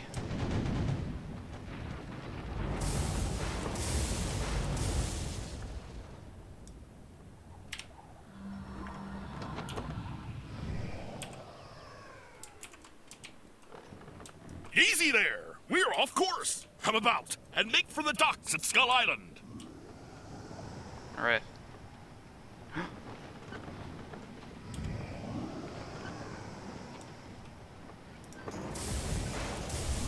Let's run. Stormlord. Get him.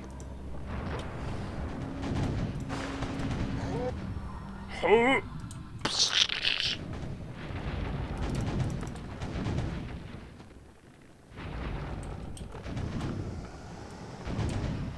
They're giving up! We've done it! Click the boost button or press Z again to return to normal speed. That's better. Now, set course for the docks at Skull Island before any more Clockworks find us.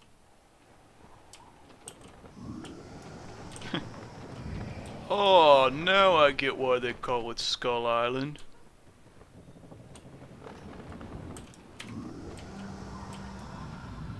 Let's see. Oh. We have arrived!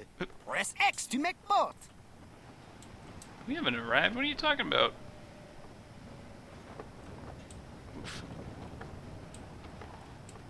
Navigation in a nutshell.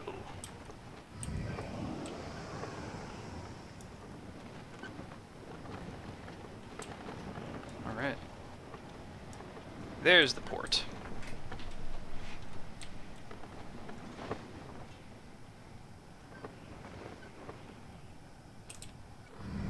So yeah, the old tutorial used to be quite a bit longer and actually went over ship combat. And pressing tab to go into your player's view. Pretty handy. And I think it went over like collecting tokens and stuff. But that's something else. Also, Boochbeard's ship looks really cool. Anyway. Should take port. Yes. Find Captain Avery. He's an old friend of mine. Always hiring good pirates for some scheme or other. Good luck and good hunting. Thanks, guys. All right.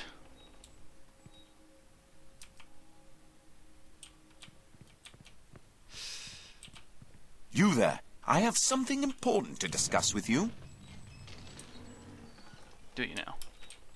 You there. I have something important to discuss with you. You there. I have something important to discuss with you.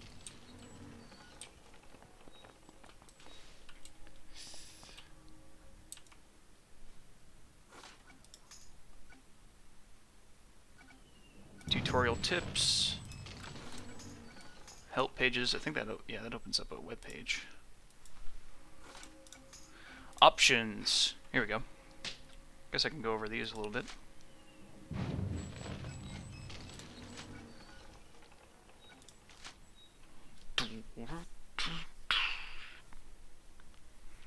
Overhead names none, companion names off, tutorial tips all. I'm actually going to turn these on for the start. Chat balloons visible, yes. Emoticons, yes. Quest helper, actually going to turn that off. You know, just for some fun. Because I don't really like being told where to go that easily. You know, pretty used to playing Morrowind where there aren't any quest markers or anything.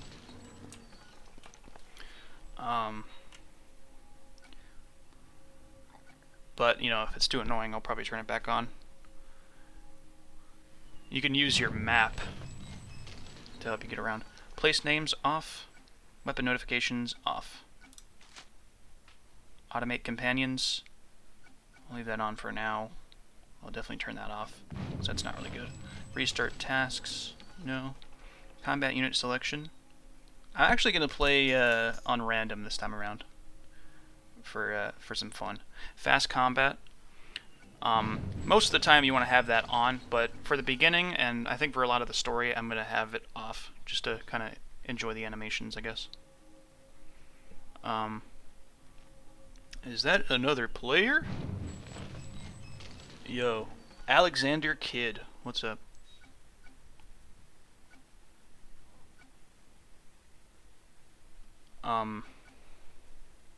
Yeah, I don't like to go super fast, you know. Let's beat the game as fast as possible. Kind of like to go at my own pace, you know. Hide scene tips. No. Dungeon warnings. Yes. Follower is first mate. I'm actually gonna turn this off for now because I don't like it when Wing Chun clips into objects. You know, that would kind of hurt. Privacy options. Allow. Friend finder codes. Friend requests. Trade requests. All on. Hidden to friends. No. Friend teleports, group invites, allow. Limit home to friends, no. Realm. You always want to be in Avery, pretty much, because that's where everybody is. Although switching realms can be useful in certain scenarios. Alright. I'll see you later, Wing Chun. Yes, Captain. So he gets riposte. I'll go over that later. I'll do things as I get told to by the tutorial tips. I think that's how I'll do it. Anyways, yeah, the video's, hey, it just reached 2 hours. So I think I'm gonna try and keep the videos at 2 hours max, maybe 2.5. So I'll keep them at around then. But man, Captain Avery's got a nice office here.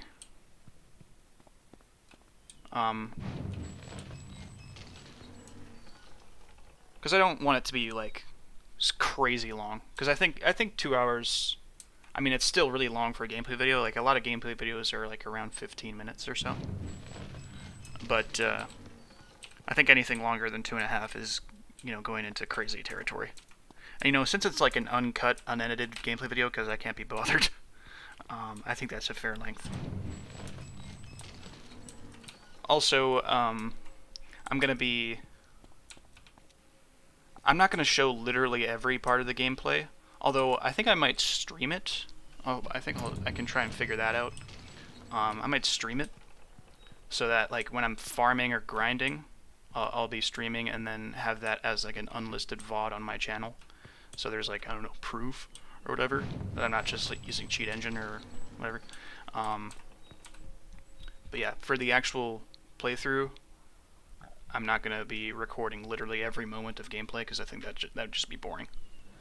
I just want to have like actual content in the playthrough, where I'm either talking or playing something in the story, or fighting enemies that are related to the story.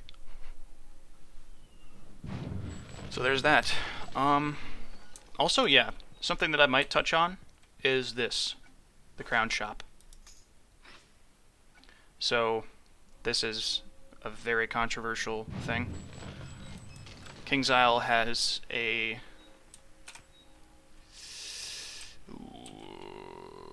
borderline predatory monetization model. They have a very bad greedy monetization model, and they're pretty well known for that. I'm going to avoid using the crown shop as much as possible, although what I am going to do is I have created multiple accounts, which anybody can do, although you do this on the Wizard101 website. What I do is I create a new set of accounts, and it's easy because you can have multiple accounts on the same email address.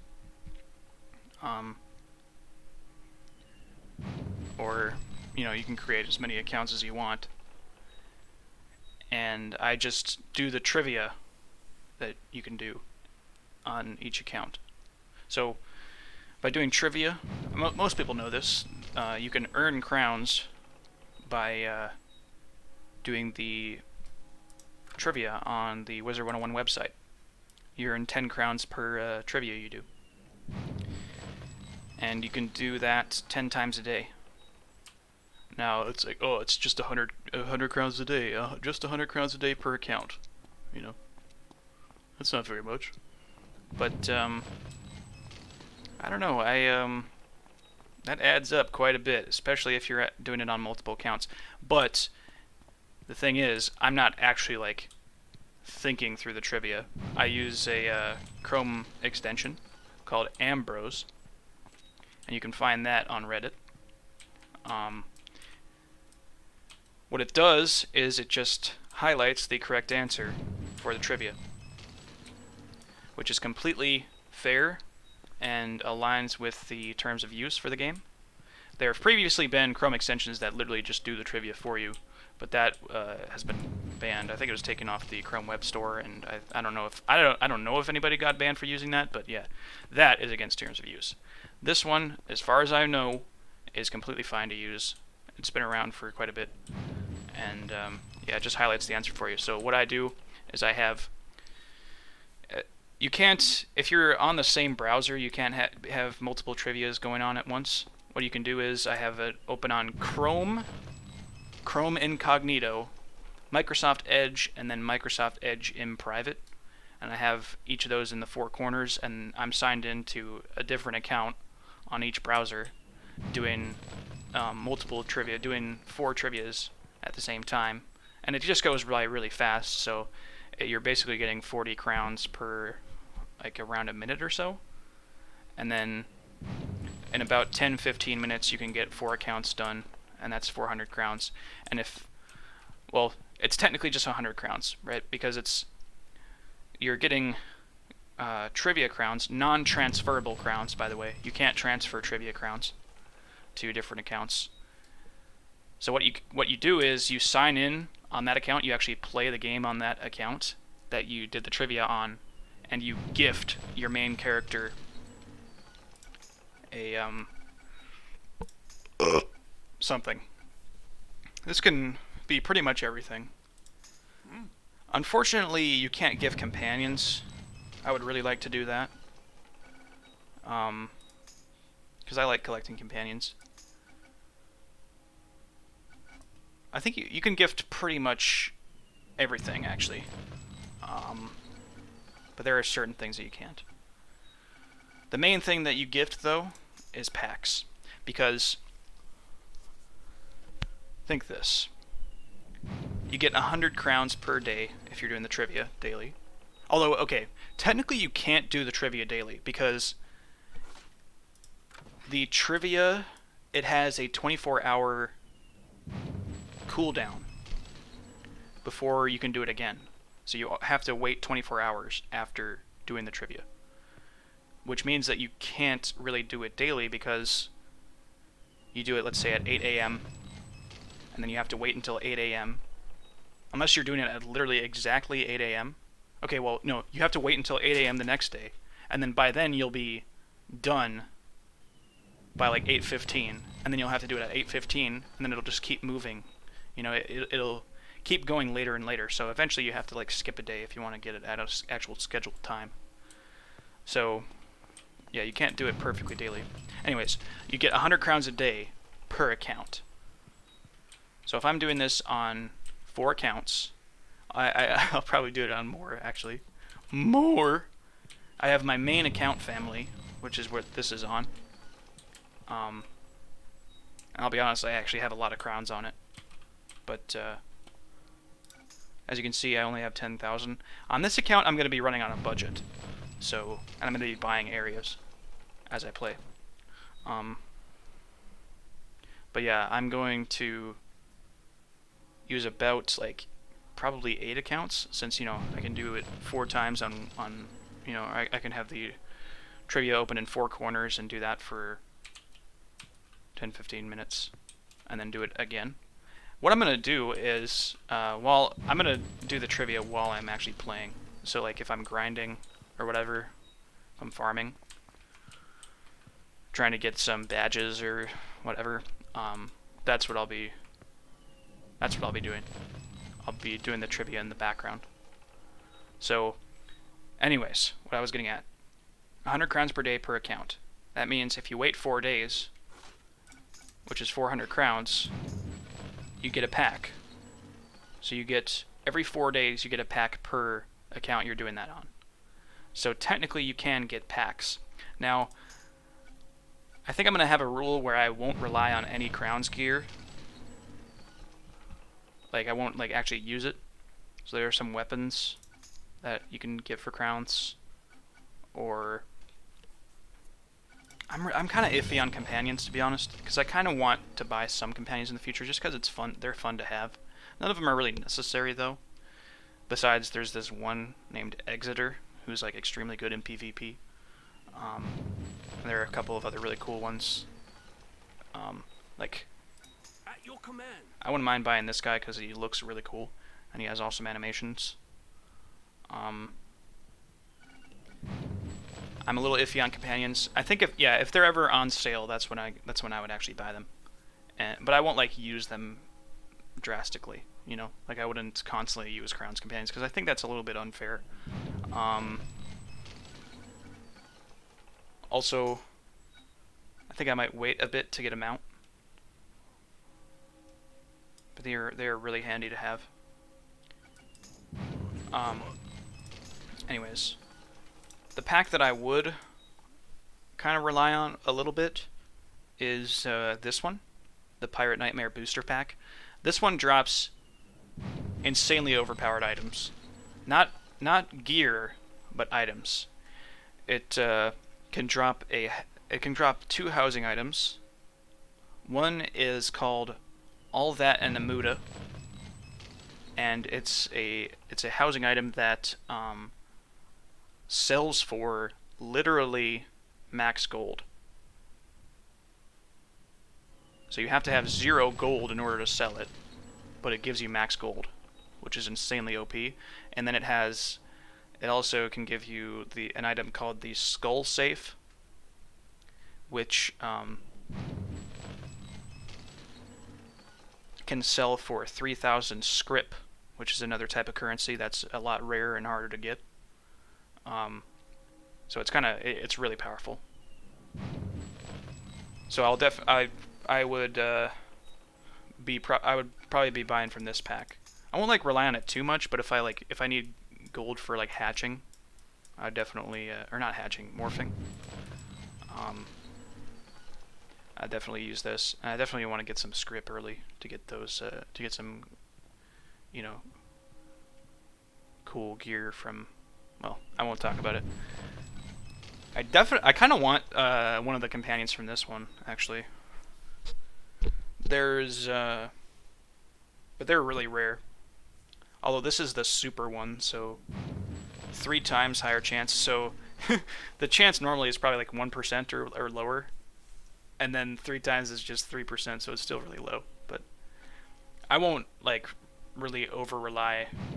Like if I do end up getting, like, let's say I get the Musketeer companion from this, I won't be using it very much. Maybe sometimes, but I think to balance it out, I'll use randomized companions. But yeah, I will not be relying a lot on crowns. I kind of want to buy some companions in the future, though, because a lot of them are really cool. And as for mounts, all of them are pretty much the same. They have cool aesthetics. I kind of want to buy this one now because it's literally half off, which is a really good deal.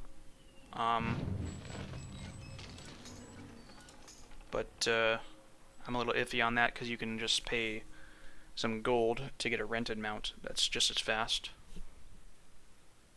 But, you know, a mount that I kind of want is this one, just because it looks cool. But it is really expensive, so I kind of want to wait till they're on sale. But honestly, King's Owl, they don't have very many sales these days. Like King's Owl is extremely stingy. But yeah, been talking for a little bit. I think I'm just going to log off and sign back in with the music on. Alright.